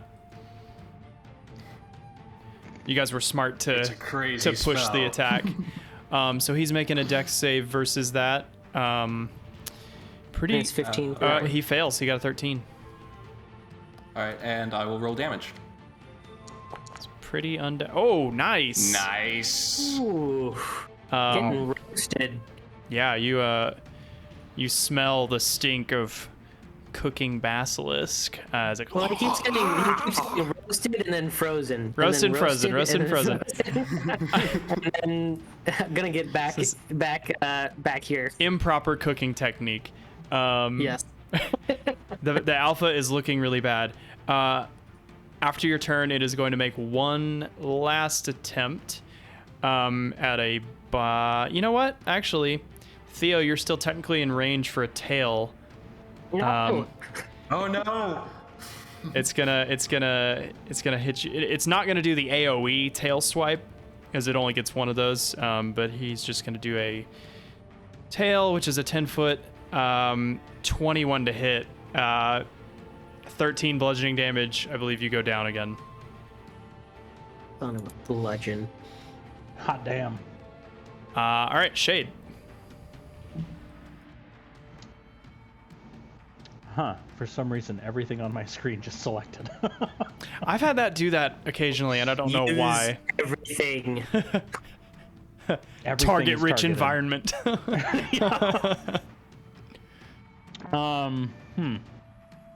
Can I? I'm gonna use my. Can I use my bonus action to use a potion in my inventory for Theo? Yeah. Mm-hmm. I'm gonna do that. You have quick access to it. You don't have to search for it. Do I need to roll for that? Bonus action will be a roll. Yeah. Gotta keep our boy alive. Yeah. Target this guy. Please. It's a good thing that there's no other smaller ones around to like hit you while you're down. Ooh, that's 5, but it's not 0. Yeah, it's more than nothing. Kill it. Kill it, dead. Yes. I'm gonna avert my gaze and I'm gonna roll. Okay. I'm gonna inspiration that to take the first roll. That's fine. Yeah. 19 hits for 9 slashing damage. It is on the brink of death as like it is using its like middle two or like back two legs to like hold it up off the ground. It's just like flopping and just like look at me, stop looking away from me. Very nice. Anything else? Does he have a bonus action? I used my bonus action for the potion. No, I mean Shade. Oh, that was Shade, right? It was Yeah. Right. Yeah. Okay, Megas. All right. Dude. All right. Dude. And I am going to once more Burning Hands. All oldies but goldies. All reliable. All right, let's do that dex save. How do you kill the Basilisk Alpha? Boom. I'm gonna walk up next to Shade, put my hand one hand on Shade's shoulder, other hand outstretched, and I'm just going to like, still looking down at the ground. I'm just gonna say, "Tell Lutheria I said fuck you." And the Basilisk goes up in flames, just and it breathes its last and collapses in a heap on the ground, and just turns into a red pile of jello, according to the map. And we are out of combat. Wasn't that fun? So I was I was just reading up on Rue, and it comprehends instructions that I give it in any language. It speaks in a series of clicks and squawks that only you can understand. Oh, really? So apparently we can talk back and forth. But just And- the two of you. Right. And in areas that are open to the sky, you can direct your Stimve to spend 10 minutes scouting the surrounding 1 mile radius and report back to you with anything it has seen. Nice. Okay. Yeah, that's good. That's good to know. I'm going to take advantage of that. Oh, yeah. But yeah, that was a, Yeah, that it was would have a been nice to send it into this little cave here. yeah, that was a good break-in of the Rue death machine. Dude, that was insane. I had no idea you were going to even attempt that, and it worked really, really well. I've been waiting to do that since we got to a boss. I'm like, I don't want to just use this on just anything. Wow. Well done. Wow. Okay, How well, this deck- wait, say again? I It's can't. a big bag of gold. couldn't- Over I like how the session started with like supreme fear for Falbin, and then like Falbin rolled his save, and then it was like, oh shit, Theo and Shade. Yeah. Yeah, I had a feeling you weren't, like, it was going to be some divine intervention for you to actually fully get petrified, because I knew that you guys were going to stack initiatives on you, or sorry, not initiative, inspirations, which is good, because it's a limited resource, and you're using them up, you know, when you can't, like, the perception of challenge is more so about, like, how many resources is this forcing me to use, rather than, like, the implicit, like, whatever. Yeah. Anyway, that was Shade is empty. that was yeah that was at least fun for me. I hope you guys had fun with that. No, it was good. It was fun. And Yes. see, I told you guys are gonna be fine, you know, maybe a little beat up. Theo, I'm gonna Oh, You're gonna what? you're gonna what? giving you your inspiration back. Oh, okay. All right. We Okay. just swap inspiration willy nilly. So feel free to explore. Yeah, Megas. Question for the DM: Has the event that we discussed in Discord happened for my crazy plan? The event. Okay, so yes, I did say that after this combat encounter, you guys would reach level 4. So at this point, you are level 4, but you're going to need. Well, actually, I don't think I have an official rule on that, because, like, in the other game I play in, you can level up, but you need to take a long rest to actually apply the level. I am cool with it being an hour. You know, I don't think instantly leveling up, and, like, you're not going to get your health back. Yeah. But you can if you take an hour, after that hour you'll be leveled up. And Megas at least isn't going to get the spells magically instantly, so. Oh, you won't. Yeah. Well, like, I still have to long rest to prepare spells. Ah, right. Yeah. So, good question. So, exploring this room, I see you guys have drawn over to the treasure pile. I want this lantern. Oh yeah. So, there is I want this lantern. there is an item pile. If you open it, you will see a whole host of random little magical items. Let me open it up for the. Oh, can I not open it up? Oh man. Well. Yeah, I can open it up. Don't worry. Well, the test player for the stream can't open it, but I'll read what you find in there. So in this pile, you would assume that most of the sacrifices that get done at the Rock of Estor are livestock, you know, animals and stuff. But occasionally, over the years and decades, people have been sacrificed here, and some of their more hardy belongings have made it out the other side, including their pocket change, which there is 3,000 gold in this pile. Wow. I like it. Yeah. The first item you see are a pair of smooth carved stones. These are a pair of sending stones. Basically, when you touch one stone, you can use an action to cast the sending spell from it. The target is the bearer of the other stone.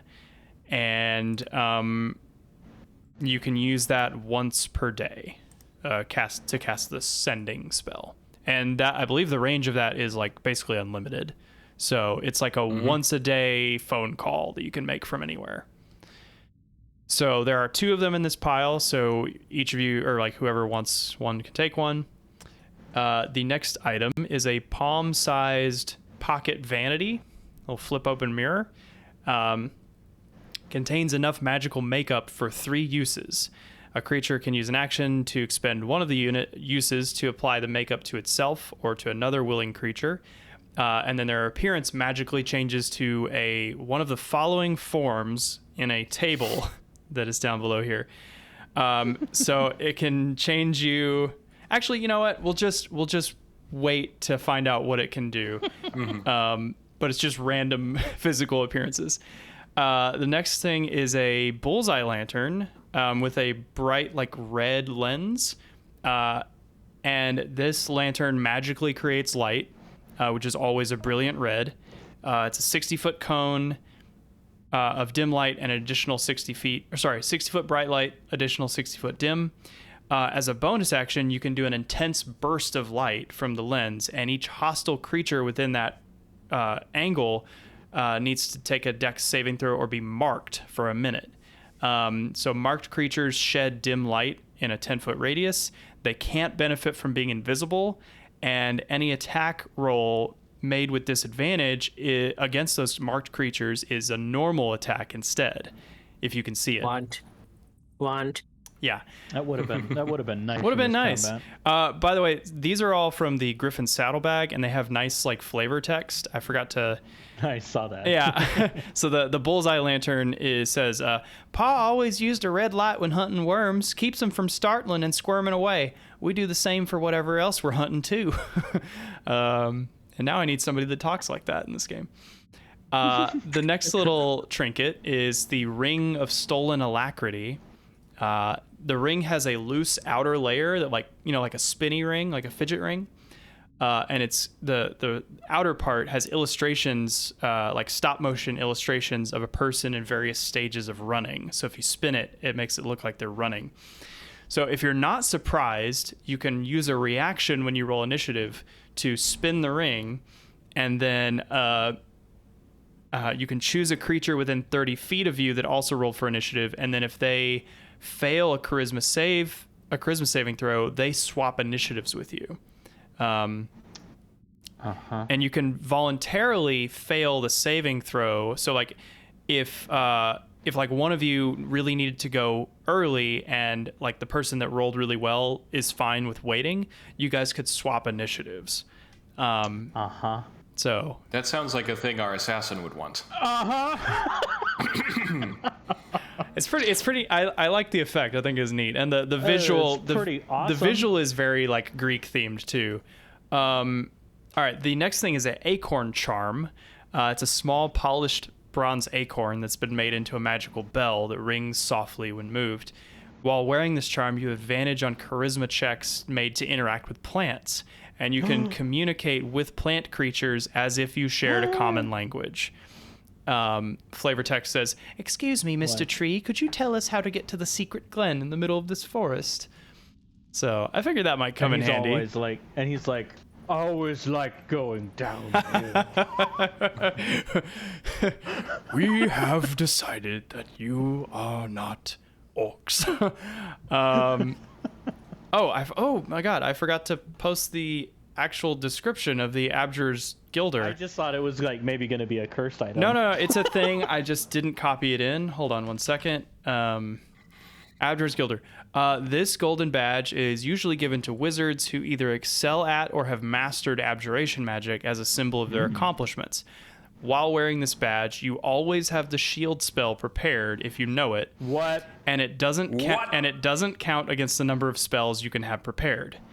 In addition, whenever you cast the shield spell, you can take another reaction before the start of your next turn.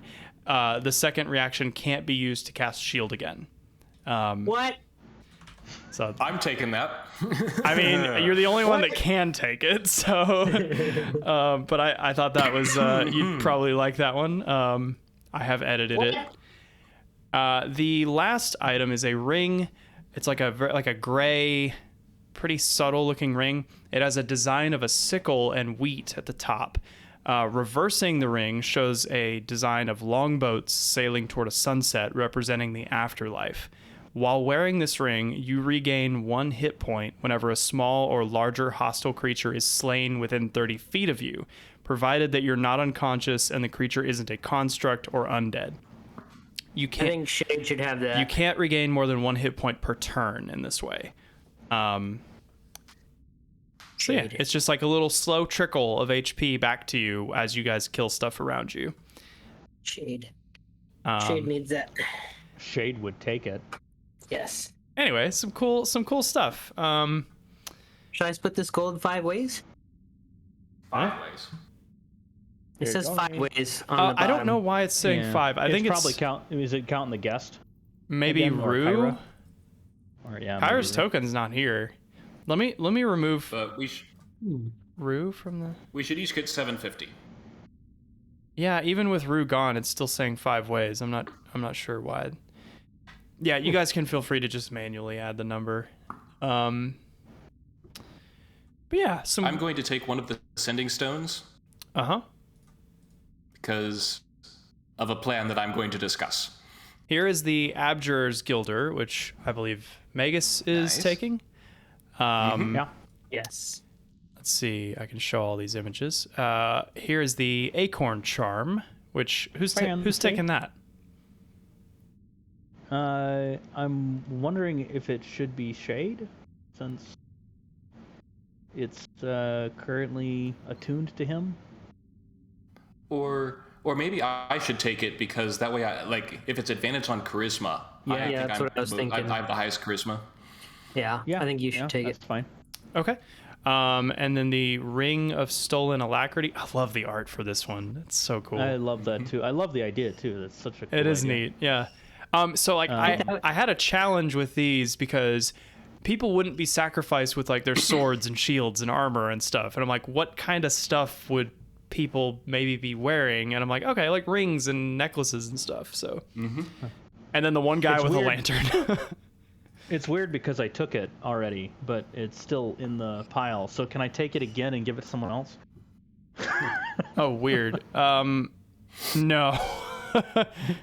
And then the Ring of the Soul Harvest looks pretty cool too. Shade has taken that one. Okay. So I thought I picked up the lantern, but I don't see it in the inventory. I see now why you talked about attunement. Yeah, so, well, actually, most of these don't actually require attunement. Why is this bullseye lantern... I can't find where the actual item is. Does not exist. Error. Somebody has it. Or maybe I accidentally deleted it. But Theo, you would want that? I definitely would. Okay. I will get that to you. Via Prime Day shipping. Yes. Okay. All right, and then you guys split the gold. I already took mine. Okay. Yeah, I just added it to my inventory. Okay. Manually. Sweet. How'd you... Interesting. Oh, you just take more than it says. But yeah, so in the middle of the larger chamber, underneath the level of the water, you see a nest made of like tree branches and driftwood, and through the water you can see a clutch of large eggs. Oh. Magus is We should. and we have omelets. So here's the thing. We still need to get back in time while the water breathing is active, right? Yeah, you guys have about 20 minutes, which you're Right. gonna need probably 10 minutes of that to float downriver. So here's the thing. I just figured out a new spell that I can use to get back without using the potion, but I will need to rest in order to prepare it. So I really think that we should, someone should stay and destroy the eggs. And also, if these basilisk bodies are sacrificed to Pythor, then that would strengthen him up so that he can really make a grand display of the of strength to frighten off the centaurs. So maybe you guys could go back and I'll stay with one of the sending stones, and then I'll be able to take care of the eggs and then sacrifice the basilisks and then I will be able to swim back tomorrow night. Sounds good to me. It seems reasonable, but this is a rare opportunity to try and get some basilisk acid. So you guys definitely have like empty potion vials. If you wanted to try to extract some. I also have 10 in my poisoner's kit. Okay. And I'll make sure that he has the one that the health potion. My problem is I think that normally that takes a significant amount of time. I would say if you want to get back down the river in time, you would not be able to like surgically extract the stuff. But the baby basilisks, one of those would be small enough, I believe, for you to like carry back with you. I've got this reed here. It's probably a lot more precarious for me to go back that way, but I'm debating staying with you, Magus. I know that I can make it. It's up to you if you want to take, if we all take baby basilisks back, or if you want to take, harvest from the adults. Oh, that's and like real quick, would I know that harvesting like the stomach acid wouldn't invalidate the sacrifices in any way? Roll a religion check, please.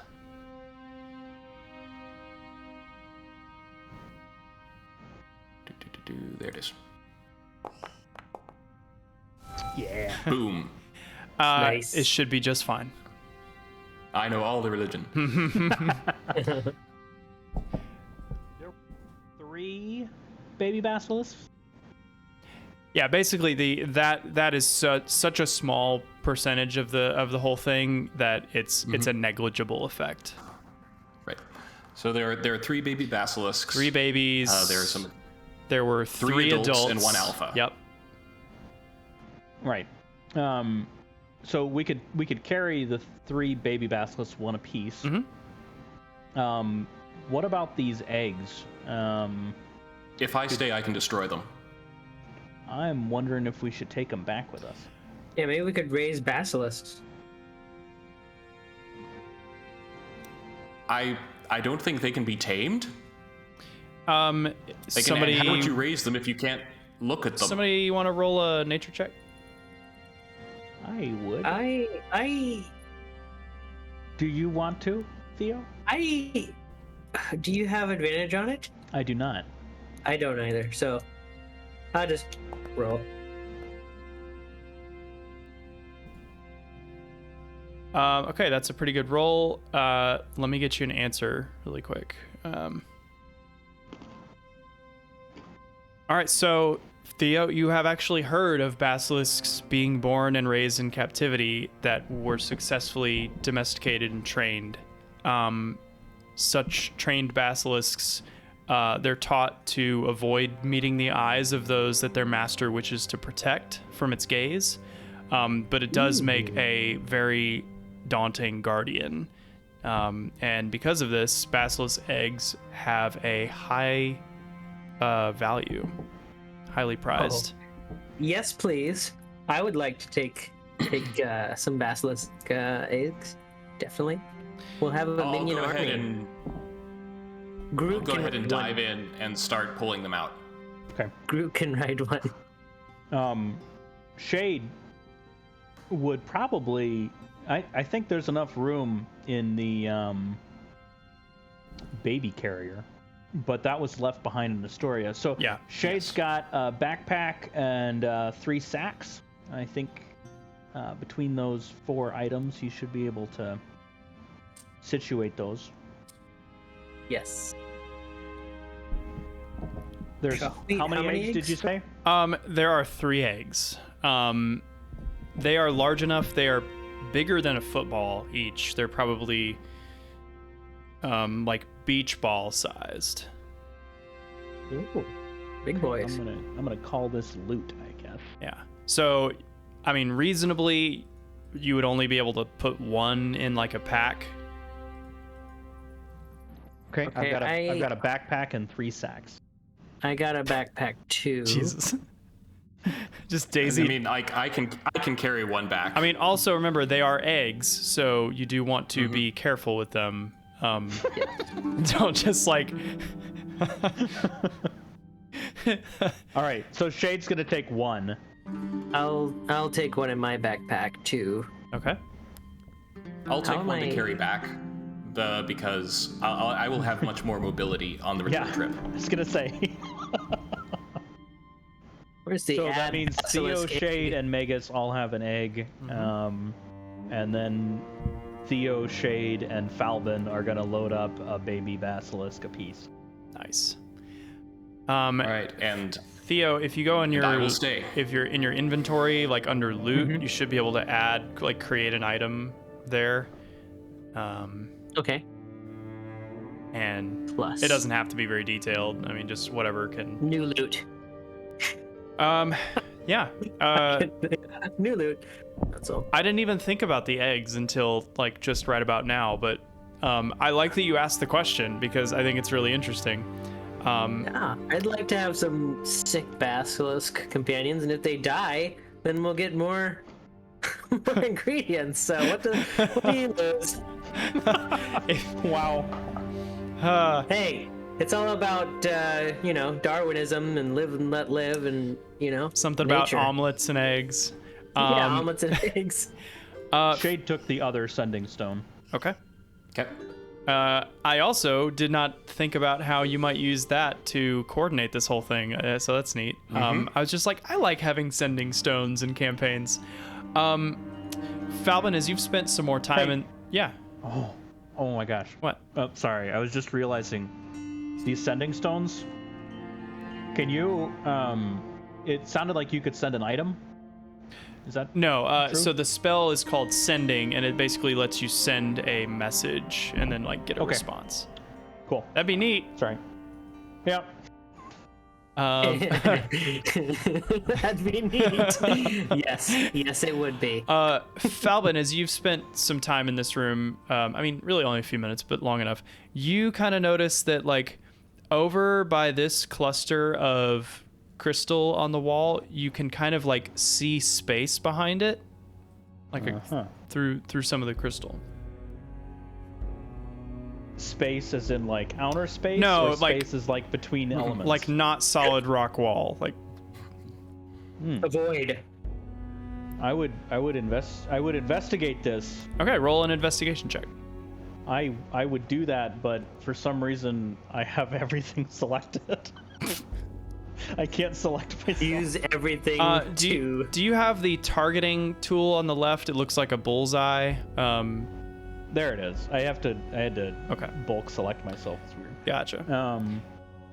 Which role did you ask Investigation. for? Investigation. See, this is me using your passive perception to notice things or get a feeling about And things. I'm just gonna inspiration that because Okay. I want to.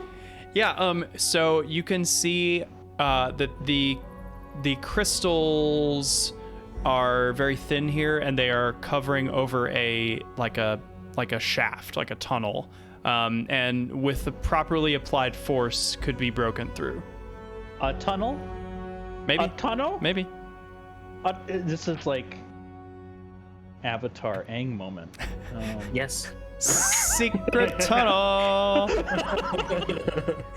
I would explain this to Shade and ask him to come over and hammer it with his maul. He does have a maul. And is this the first time we have used Shade's maul? Might be. Cool. Crushing crystal. Yeah, I mean, he whips out this sledgehammer, and just with one blow, the entire 5-foot section of wall just comes crumbling in, and there is indeed a secret tunnel with what looks like a thin rock wall on the other side. A thin rock wall on the other side. I think this is just a connecting tunnel. Is it? It looks like it goes between the two rooms. Cool. Well, I would be like, Shade, go smash that. He does it, and yep, it is just a shortcut between the two big rooms. Nailed it. All right. So Nice. what you guys don't know is that the actually the smaller basilisk was making his way to this tunnel and was going to try to bust out and get the hell out of here. But you guys could have also used this as a way to like flank them from two directions. But you guys pressed the attack, and so you didn't have any time to like investigate the room. But this was there the whole time. Cool.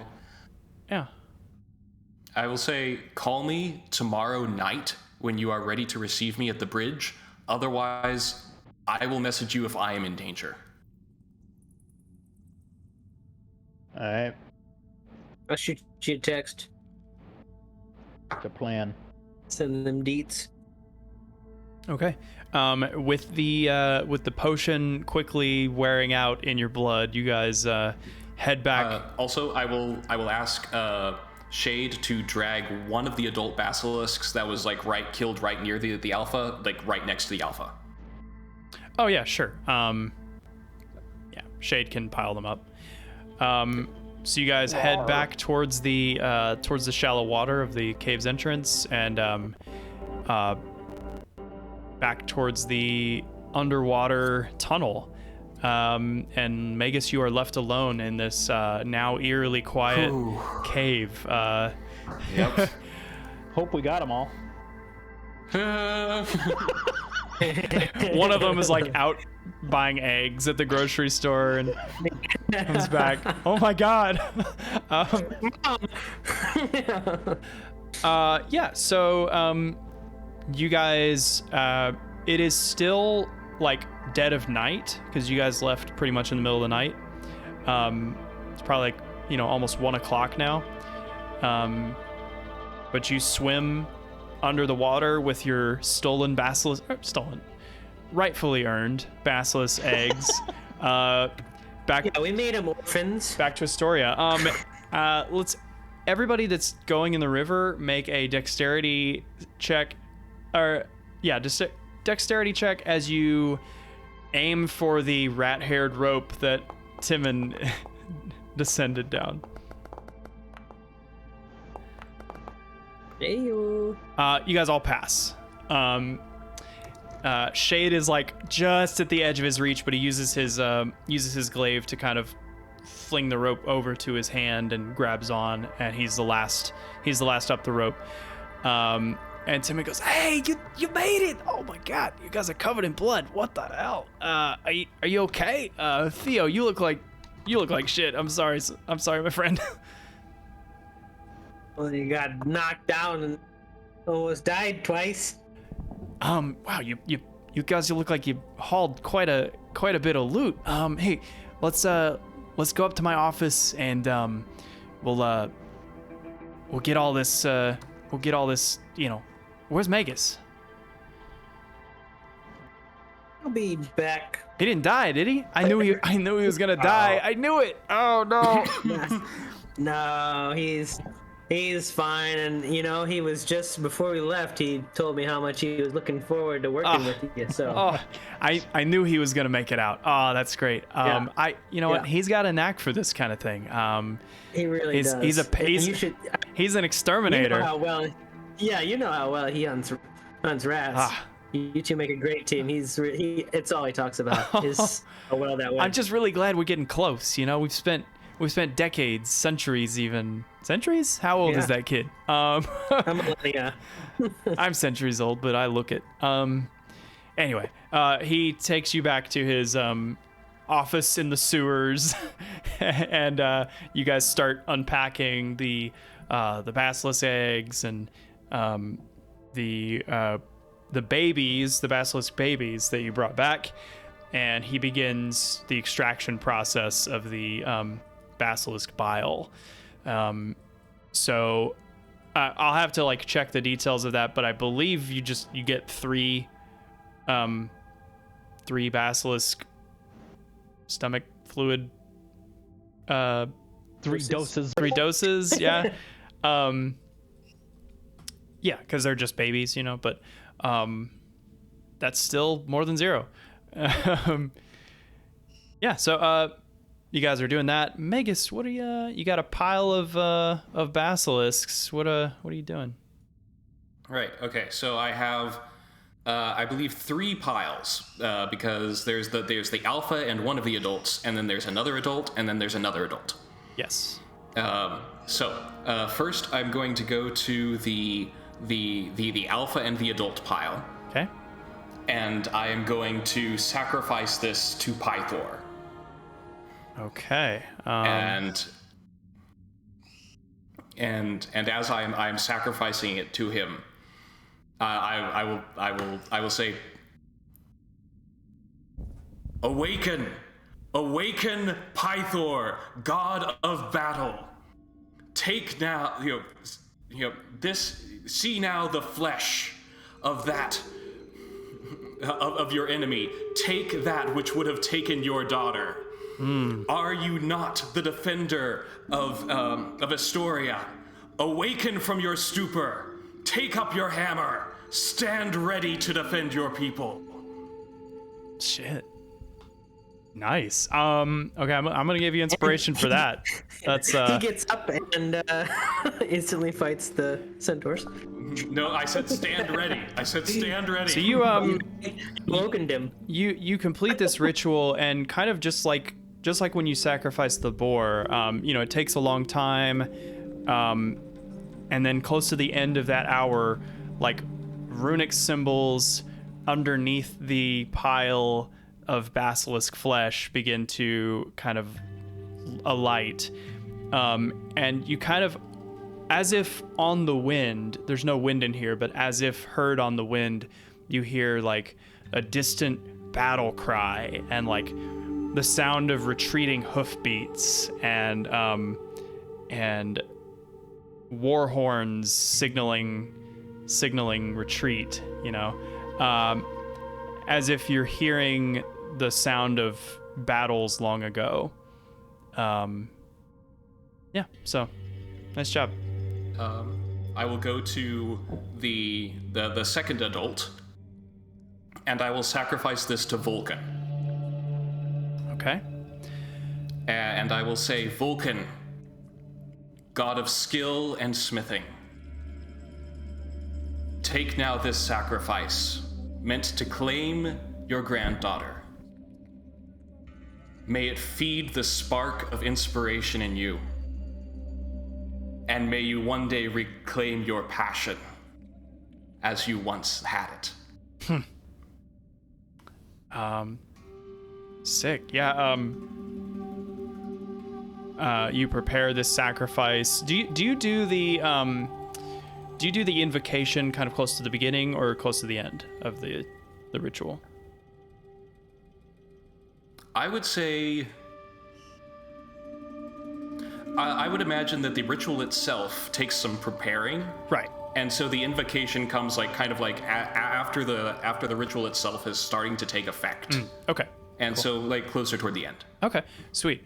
Yeah. So after your invocation, the flames that you've lit grow in heat and intensity, and you kind of feel as if you're in the close vicinity of a blacksmith shop, like not a blacksmith shop, like a great forge, like this fire should not be giving off this much heat. And as you finish your invocation and the runes underneath the fire begin to glow, there's a burst of heat, and the basilisk flesh is just consumed in an instant. And right before the room goes quiet, you hear like a distant hammer on anvil, just one giant blow that just kind of echoes and rings out. Ting. And then that ritual ends. And I will go to the third one, and I will sacrifice this one to Kyra. And for this one, I will say Kyra. And for this, I'm speaking with a bit more affection in my voice behind it. And I will say, Kyra, bringer of laughter and preserver of hope. May others now bring hope to you.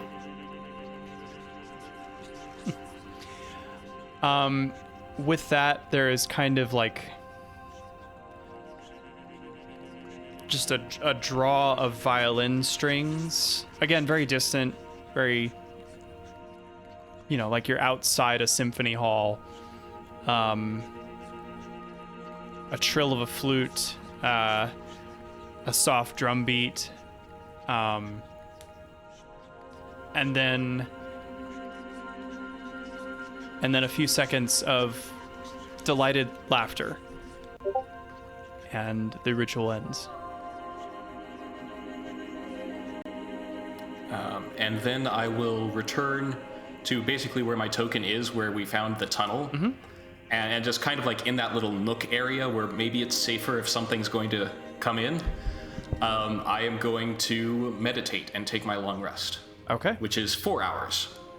Yeah. And by that point, it's already been like at least 3 hours to do the other rituals. Yes. So it's rounding about a full long rest. Cool. And around this time, Timon has. I mean, do you other guys want to rest while like Timon works, or? Yeah, I'd be very tired from. Yes, please. Many much wound. He's got many much wound. He's got a couple of cots laid out, and you guys are just chilling down in the sewers in his little workshop, his little alchemical studio. And you just hear him kind of like every now and then like muttering like damn it.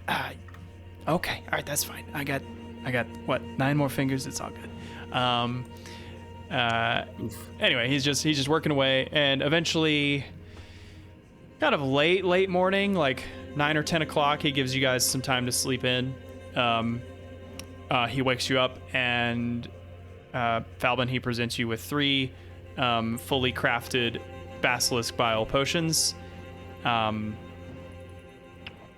Yeah, so add those. Yeah.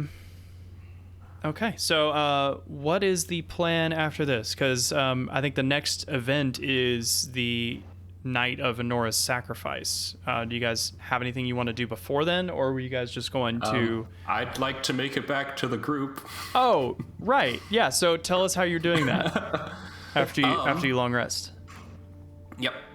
So, one of the fancy new spells, so like, when I go up a level, I get 2 new spells. And one of the spells that I took is Alter Self. And Alter Self allows me to change myself. One of the options is you adapt your body to an aquatic environment, sprouting gills and growing webbing between your fingers. You can breathe underwater and gain a swimming speed equal to your walking speed.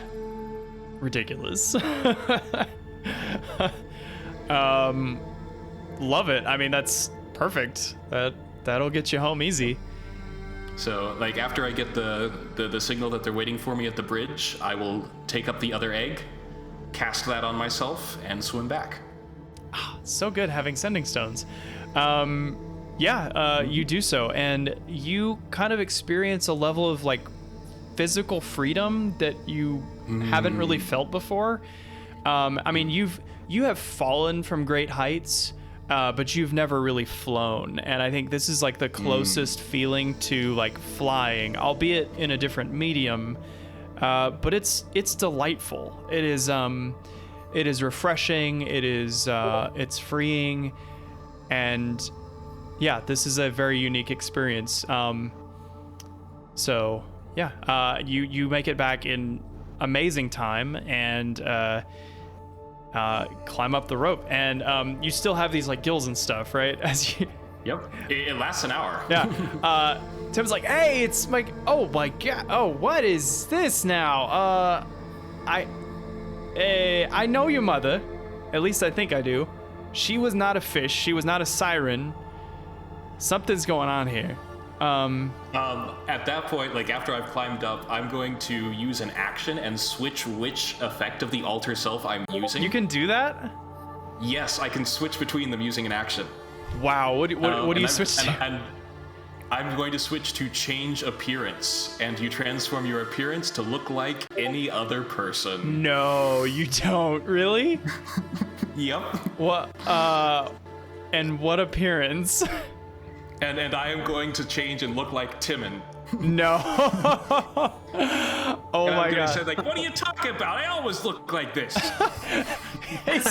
Whoa! I knew I was rubbing off on you, but holy cow. Wow, is that what? I am handsome. Oh my goodness. They don't give me mirrors. They don't trust me with them. Damn. All right. I should get out more, really. I'm gonna. Vegas, did you do Timon with his mustache or without it? I did the patchy mustache. Yeah, he's like, yeah, oh yeah, I see, Hogan could use a little work. Wow, well, for color me flatted. And I'll drop off altered self. Well, you know, thank you for that. Thank you for showing me that. Oh, we got two songs going. Yeah, so you guys are fully back in Astoria. It is almost noon. And I believe it's day 6 now. Yes, so you guys have 1 day before the day of the sacrifice. All right. I say we report to Honora and Pythor and just go around and talk to everyone and see how everyone's doing. Oh yeah, good point. Yeah. Okay, so who do you go see first? Great question. Oh, and at this point, Kyra joins back up with you. Yeah. Hi guys. Wow. I'm assuming everything went okay. You seem fine now. I'm but just going to smile and wink at her. I thought I had. I don't know. I woke up on the right side of the bed this morning. Anyway, are we going to go see Honora? I'm sure she could use some good news right now. Sure. I think that would be a great idea. Falvin's agreeing. Okay, good. Well, let's go see her. I'm sure we won't have to wait in line again like last time. And you don't have to worry about your tokens moving around, but you can if you want. You guys go and see Pythor, and he's actually not in his palace chambers. And you find one of the other like advisors to Pythor, and he tells you that he hasn't left Honora's side since last night.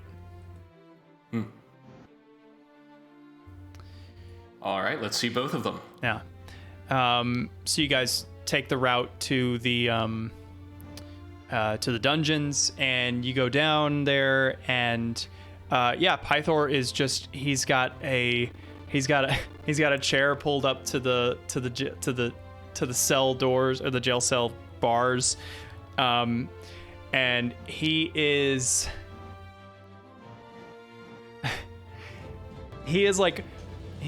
bending the bars and then bending them back and then bending them out and then bending them back again, and Honora's laughing, and it seems like he's just, he knows that all they can do is wait, and he's just trying to keep up her spirits.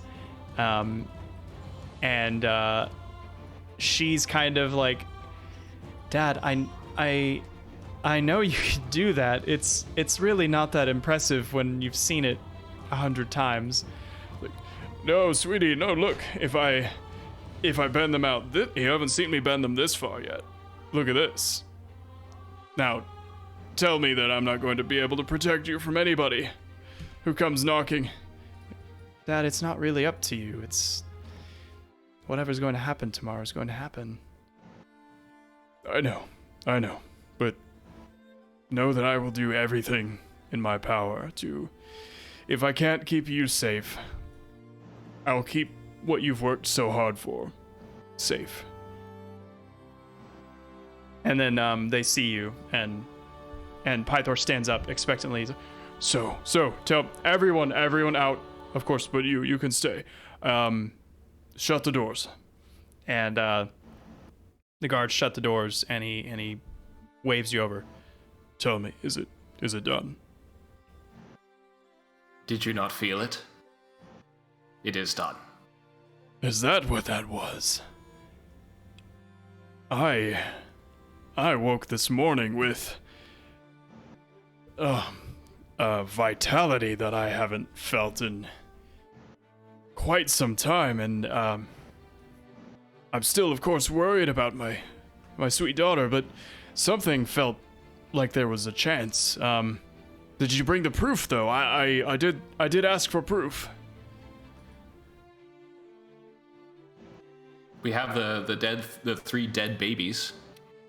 Yeah, I'll say that, like, you guys were able to, like, decapitate one and, like, sneak it. Like, sneak. I mean, because they're big, you know. I would have thought the sacrifices would have been proof, but okay. Well, so it is like, it's not like they are seeing a window into what is happening. Right. They are like experiencing the intent and the weight of the sacrifice, but it's okay.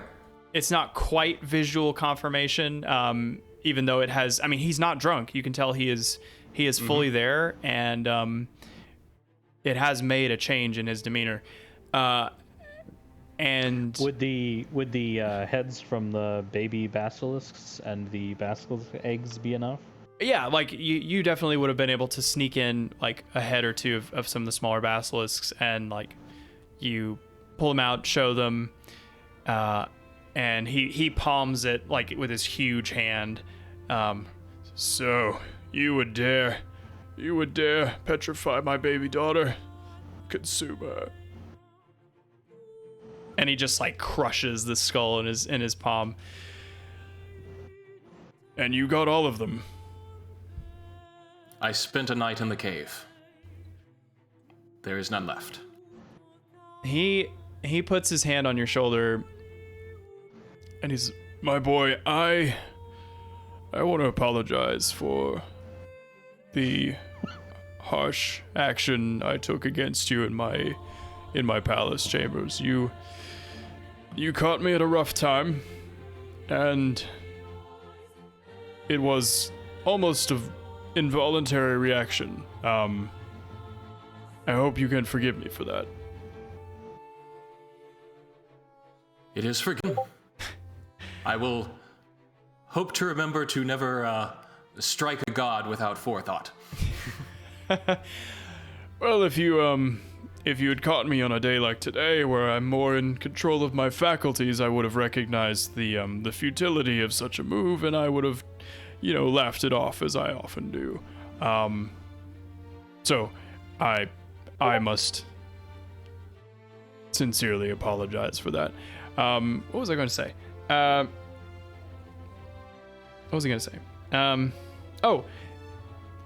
what you did, you made the sacrifice then. Yes. You've brought me out of a condition that I've been stuck in for quite some time. And it wasn't just the sacrifice. The slap to my face, I didn't quite feel it. I could just tell what you were doing. But that was an awakening. And Kyra had her own words for me afterward. That even if I didn't quite remember what you did, I remembered the verbal lashing she gave me. So that was a bit of an awakening. And the fact that you spent the night in the lair of those evil beasts, you have earned my respect. You all have. And I can't thank you enough. My only hope is that the day of sacrifice goes on eventfully, and that no treachery happens outside of what we've been able to control. I believe, and I will look to the others. Like, I think I at least, and I hope I speak for all of us, that we would still stand guard during the night to ensure that nothing happens to your daughter. He looks at her and he says, "You will not be alone. I will be there the entire time, and I'm sure many of her loyal friends and subjects will be there wishing her well the whole night. But I would be honored to have your presence there as well." Afterwards, I am glad that you are that you are starting to feel like your old self again. Yes, I'd forgotten how huge my muscles were. Yes. Yes. I think it would be good if you, and maybe your father, if he wants to help, could show those centaurs what exactly you can do. Just how strong you are now. Now, I don't think, your sisters, from what I've gathered from them, and I'll look over to Kyra, that a direct action against them at this point is uncertain and potentially unwise. But on the plateau overlooking their camp, I think if you could just shatter that and show them your strength. He says, I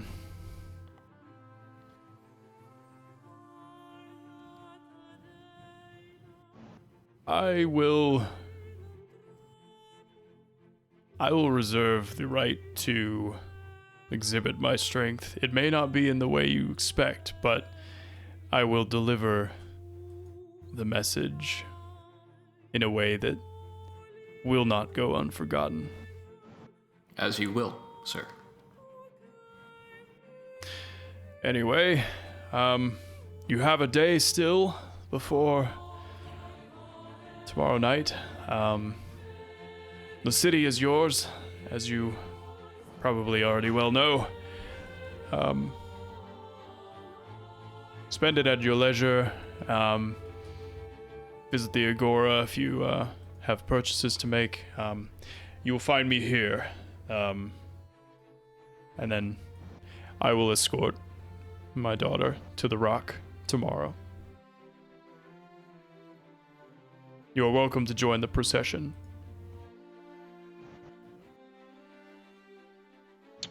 I will be there. Very well. As will I. I will give a bow to Honora as well as we leave. She says, I do hope that if this all goes well, that you all remain a part of our fair city for years to come.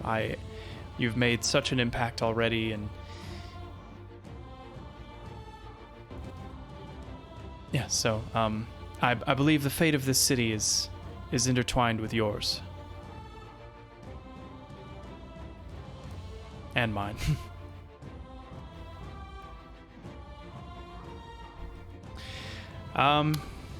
Yeah, unless you guys have anything else to say or do, we need healing potions. Need healing potions. We need to restock on those. Like, I do have stuff prepared for the day of the sacrifice, but I know we typically just play till 11, and I think we might want a little bit longer of time to kind of spread that out. Plus, I'd like to kind of re-listen to your sacrificial invocations to tweak a few things.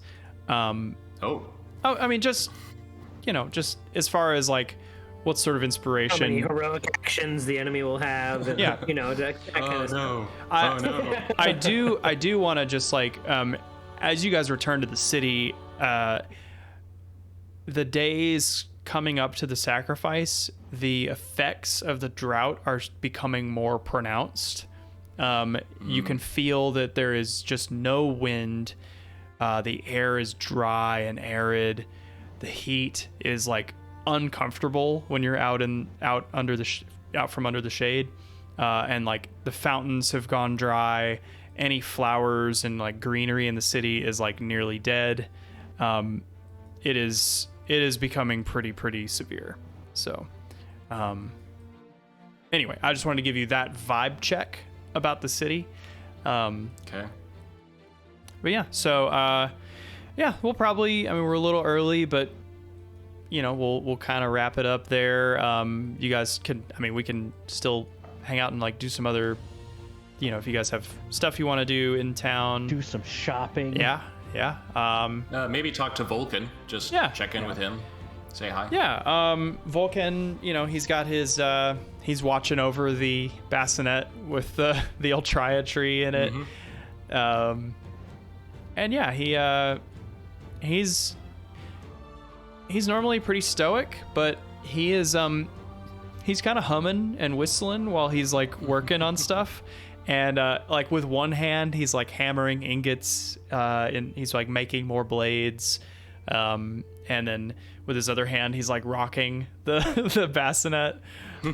So he's in a good mood. He's like, you can tell he's like enjoying the hobby and also kind of enjoying the parental responsibility that he's got right now. So yeah, he's happy to see you, and of course he gives the bassinet back, but he offers to babysit anytime. And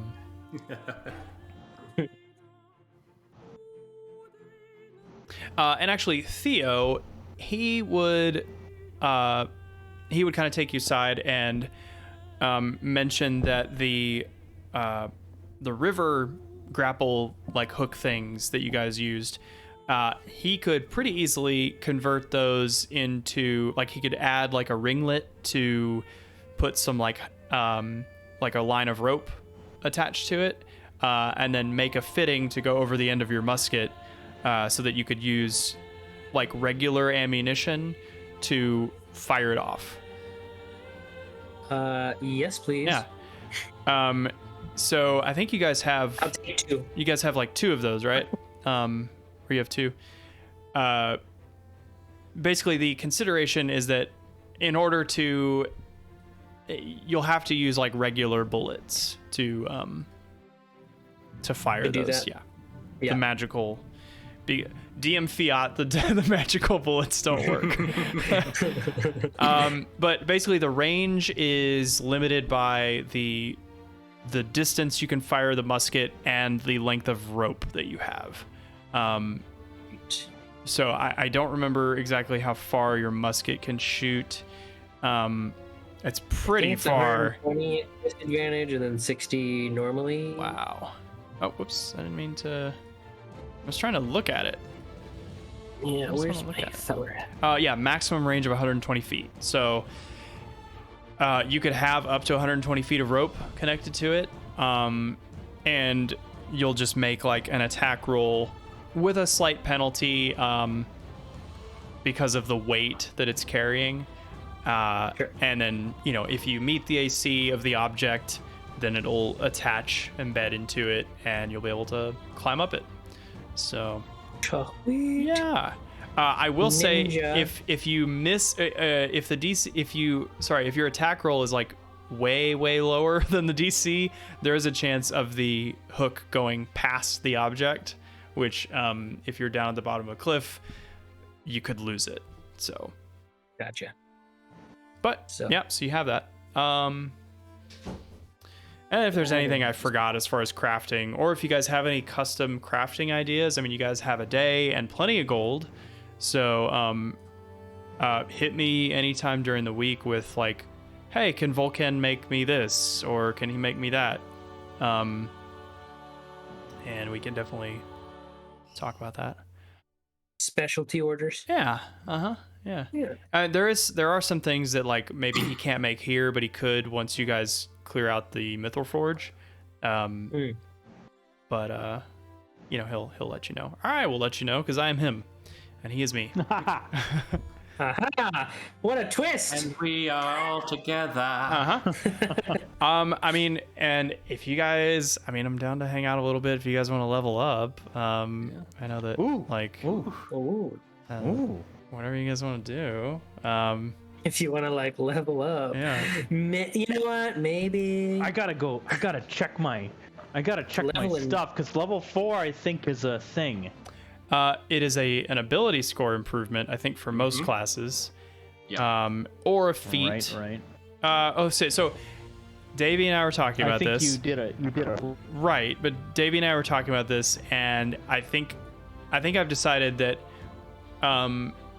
you can still get, since you guys rolled so well for stats, I'm fine with having the dedicated feat levels, like those tiered feats that we talked about, but also still giving you the option between an ASI or a feat at like those. Whoa. So if you want to double if you want to double down on feats. And I mean, I am breaking so many rules of D&D, but I don't give a shit. This is you threw a basilisk mother at us that could spawn more basilisks. I did. Do you guys want to know what the actual? That was not in the original encounter, was it? Do you want to know what the original encounter is? Tell me. Tell us. 2 normal basilisks. That's a bit far, don't you think? You guys would have killed them so fast. I will say that would have not been climactic in any way. Right. Oh yeah. Right. That, like, yeah, it definitely pushed you guys like to some of your limits, but it was more like I don't know, like dramatic. And we want potions of healing. I mean, yeah. Yes. Those were my helpful. Goodness, yes. Those We were need helpful. a bulk order of those. Yeah. That was a fun combat. I'm sad that Davey couldn't be here for it, but we'll have others like it. Oh man, so Davey sent me his like list of stuff. Like I literally just did his list. Yeah. And he had like a whole protocol. He was like, do this and then this and do them in this order because this. And so I did that and I sent him a message like, 3 days ago when he sent me the list. And I was like, dude, just in case, like, do you want to not spend everything if maybe there's like a mother basilisk in the back room? And he's like, nah, we're having such a hard time with these 2 basilisks. There's no way. There's nothing else in the cave. Just spend it all. Bet. No, the other basilisks were always there, or at least I put them there from the get-go. Yeah. I added the babies like kind of not last minute, like before today. But I'm like, wouldn't that be wild if there was like possum style like babies on her back and she like it was a nice touch. Yeah, it was a nice like touch. they weren't very tough and they didn't do a ton of damage, but they put some pressure on you. Yeah. Very themed, and it added like this sense of terror. Yeah. I'm sad that Shade didn't get to use the Javelin of Lightning. Yeah. But I'm also happy because then Shade gets to decide the command word himself. That's true. That's true. So Skadoosh. I mean, I would have. I mean, probably. That's honestly maybe what he would choose. Like I would have let you do it like as if he had gone ahead and picked the command word and you just didn't say what it was. Banana hammer. Yeah. Picture. Imagine he came back and that's what it is now. Banana hammer. So Milk. I'm guessing the bullseye lantern did not end up as an item somehow. So I'm making that now. That's Theo. That's yours, right? Yes, please. I love the effect of that. I think it's so neat. I do. It's very versatile. And everybody else can see in the dark, so it's very handy for the one who can't. Like I know that because there are items that give you dark vision, and like those are still like a potential loot thing for you, but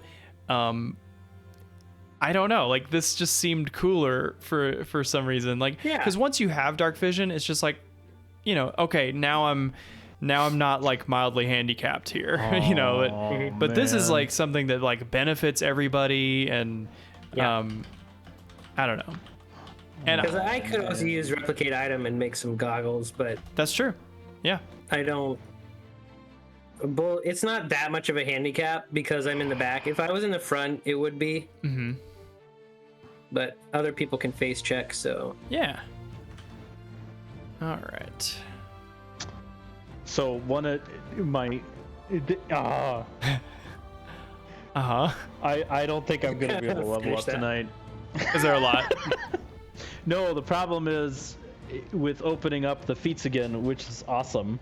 Oh. Now I'm forking builds. This is a fork build choice.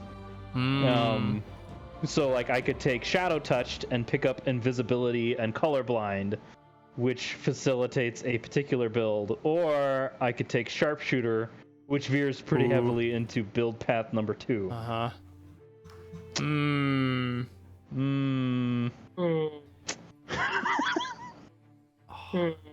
love but then I've never thought about the fact that at 5th level I get like another feat.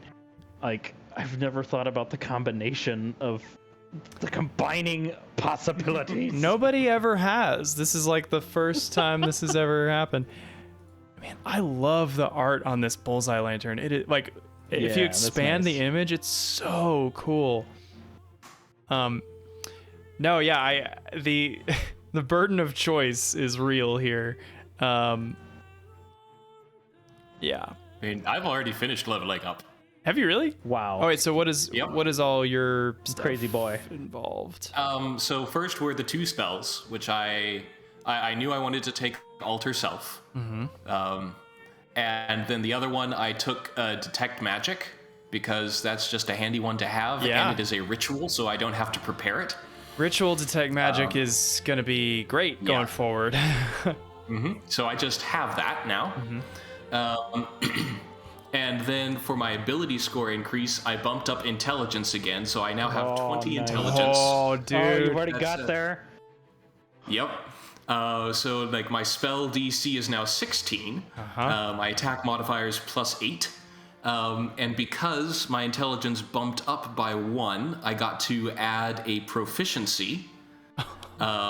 And I took a proficiency in deception because I now have the alter self and can change myself into other people.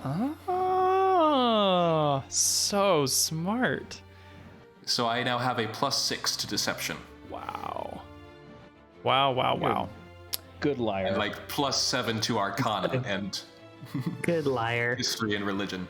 This is great because like it's a lot more believable that you guys are like pursuing divinity if you guys are already really awesome at like level 4, you know?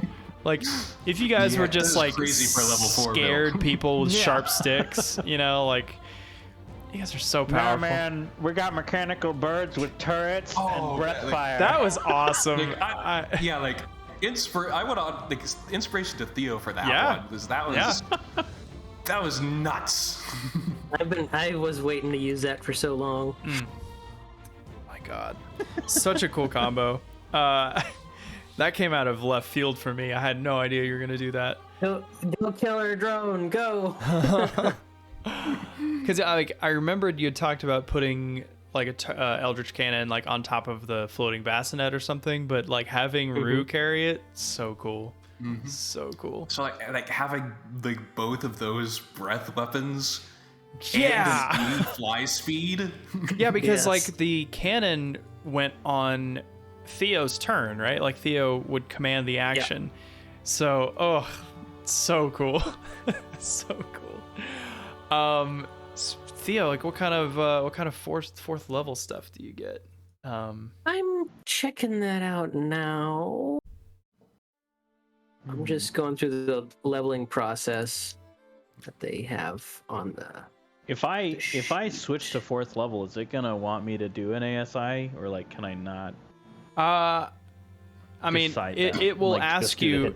It will ask you whether or not you want to do an ASI or a feat. Now, are you doing this on D&D Beyond or? I'm doing everything in Forge now. Yeah. It didn't ask me. I just did ASI manually. Okay. There you go. Then I'll level up and do the hit die. Then, Yeah. because that's exciting. Yeah. I rolled terrible on my hit die. I rolled a 2, which is the worst thing. Aww. Oh well. Womp womp. So I think I'm gonna. I notice now that I'm going back and looking at my replicate magic item. I had that as one of my infusions since all along, and I had it as an alchemy jug, but I'd rather change that to a bag of holding. Oh. I mean, but the alchemy jug can make mayonnaise. That's true. It can make just about anything. Yeah. So with the talk of how expensive bag of holdings were, though, I'm. yeah. And actually, like, that's going to be really useful going into the mines and the necropolis. Yeah, because we're supposed to bring back like Skulls. 1,000 dwarven skulls. Yes. Oh my goodness. Yeah. That reward in like I think it was 10 gold apiece. Yep. Like that doesn't sound nearly as impressive now that we have like 800 gold. Right. But it will be a fame reward, most likely. Okay. So Falvin, I don't know if you're here. I was talking to Gray about this, but the fact that you guys killed the basilisks in secret means that it's not going to contribute to your fame, even though it is a great deed. Like, no one gets to know about it, essentially. Yeah, that makes sense. Yeah. So that's kind of why I added more treasure, or like any treasure. Just to kind of counteract that. Oh no! You can re-roll ones. Right. Oh, hallelujah! Hallelujah! And you guys all have dynamite constitution, so. What the heck? Does that stay then? Them's the bricks. That stays. That stays. So I would like to say, Magus, there's one roll worse than a 2. Oh my a 1 gosh. and then another 1. I mean, what's your con? Plus 4. Plus 4. You're fine. You're fine.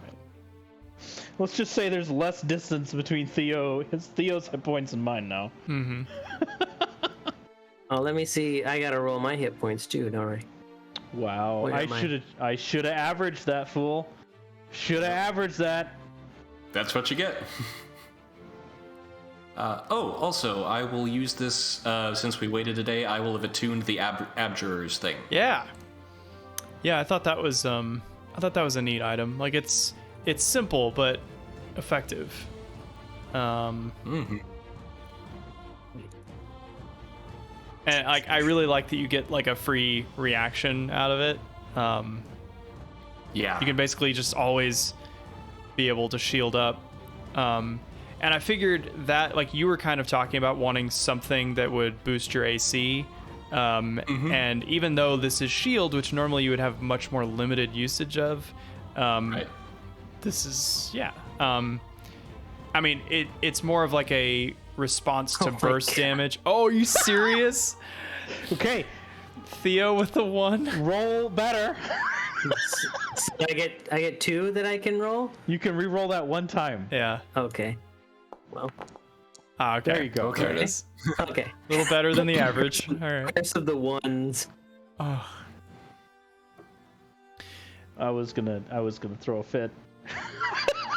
So, maybe at some point before next week, Commander Gaius is going to be at the sacrifice, because you know it's like his thing. And because he has a mask and he will be speaking through the mask, I am thinking about using some sort of vocal modulator for him. But I am concerned about the sound quality of it, so I might like at some point, like maybe over the weekend, like recruit somebody to help me test that. You won't be able to tell what he's saying. I'm talking through a mask. Like I've been able to kind of closely replicate like a Kylo Ren sort of thing with a modulator that I have, which I think fits. But I want him to be like a little more zealous, you know? Like maybe kind of like if the red-headed guy from Force Awakens was wearing Kylo's mask, if that makes sense. You know, very hot-blooded, modulated voice. So we'll see. If it doesn't work out, then I'll just make do, cover my mouth or something. All right, I'm gonna try something here. Yeah. You know what happened last time you did that? Yeah. It's just making up for that nat 20 I rolled on the depetrified.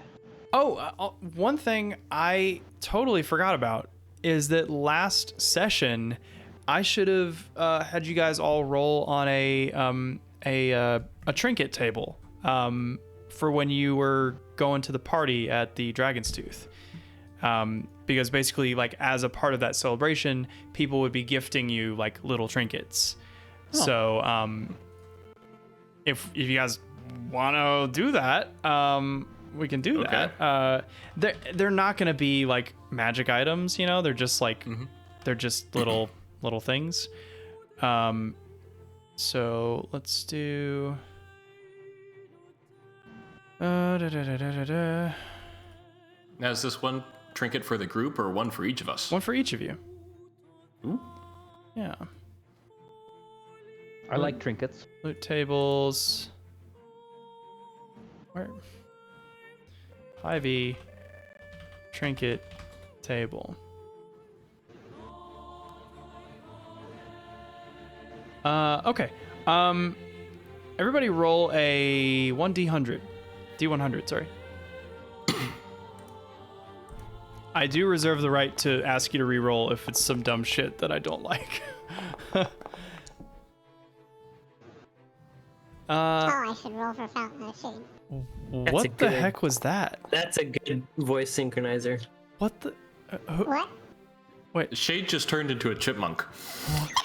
What the? How are you doing this? This is. What do you mean? How are? Wow. You should have used that for your chipmunk guy. That's what Gaius sounds like. Yeah. Yeah. No, Confirmed. He's like the Doberman from Up. Dude, what the hell? What are actually? I'm curious. What? I don't know what it sounds like. It sounds like this. It says, I don't know what it sounds like.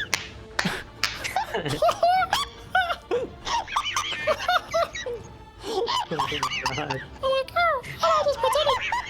I'm not going to the voice changer. It's just my voice.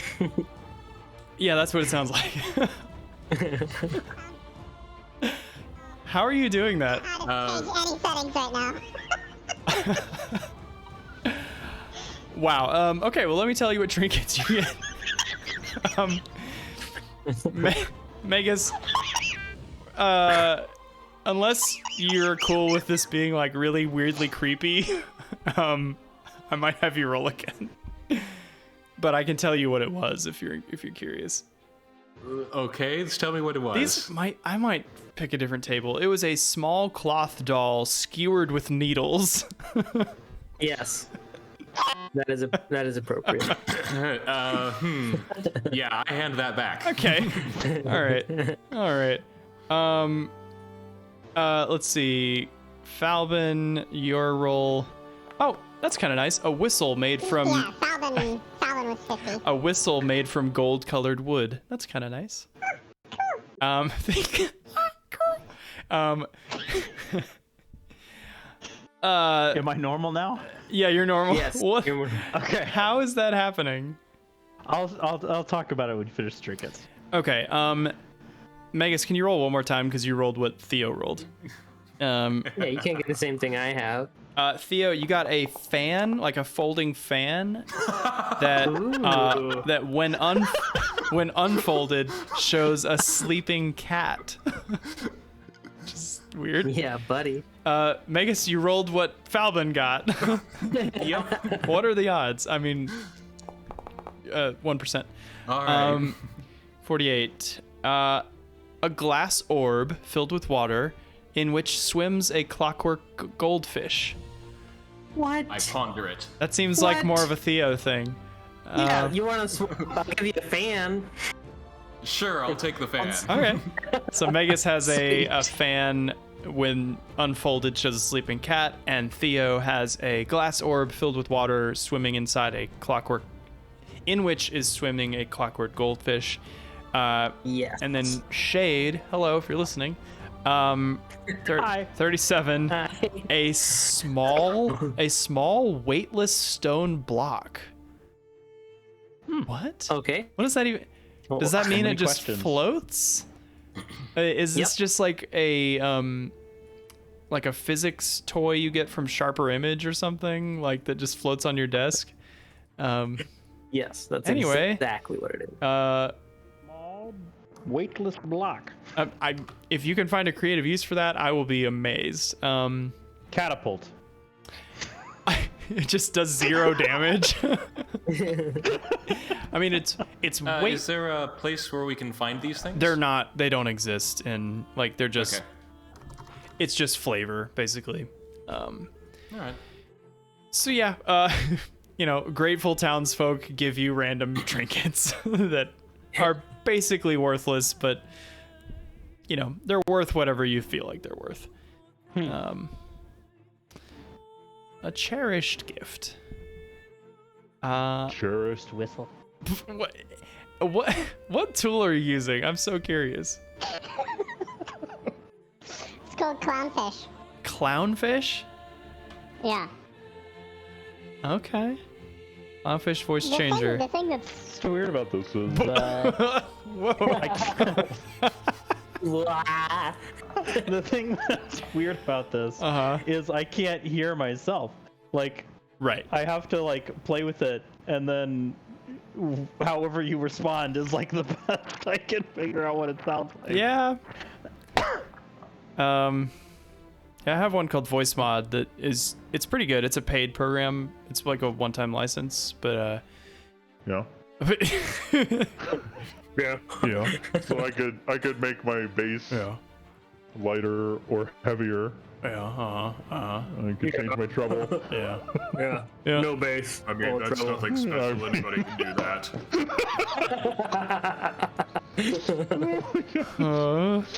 I mean, you can switch to basically anything. Wow. They have a lot of different profiles here, Quite the vocal range. It's easy to switch between them. Oh. and you can make all kinds of different sounds. Oh my God. People, Oh. just it allows you to do all sorts of Jesus. different stuff. You can really quickly experience the gamut of all the different kinds of things you can do. Holy shit. This is what people that stick around to the end are gonna get rewarded with. Yes. Yes. Oh my God. That's great. Okay. All right. So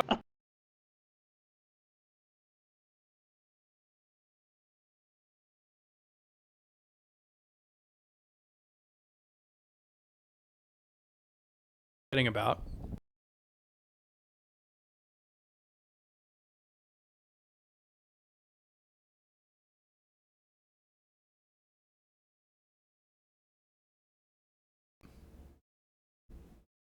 Yeah, I just lost everybody for a bit. Yeah, I'm back. Everybody's back. Oh, what? I think it's because I just finished installing my voice mod and it like reset my audio drivers or something. Oh, okay. Oh. Oh. Uh-oh. It's not.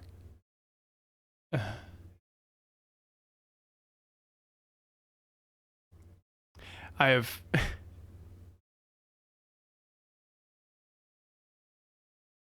I have ruined the the OBS recording, it has like, it's not capturing you guys anymore for some reason. I think so.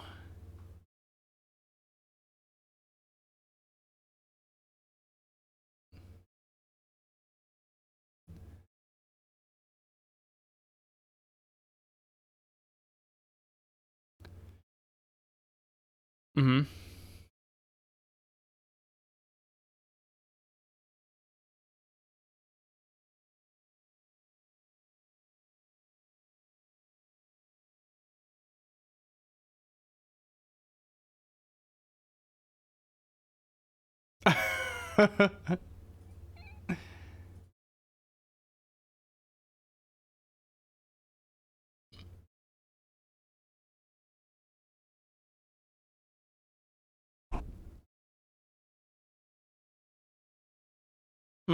Okay, well, I've goofed up the OBS thing, and I'm not sure how to fix it right now, so I'm just gonna stop recording because it's just me sitting in silence. Thanks everybody for joining.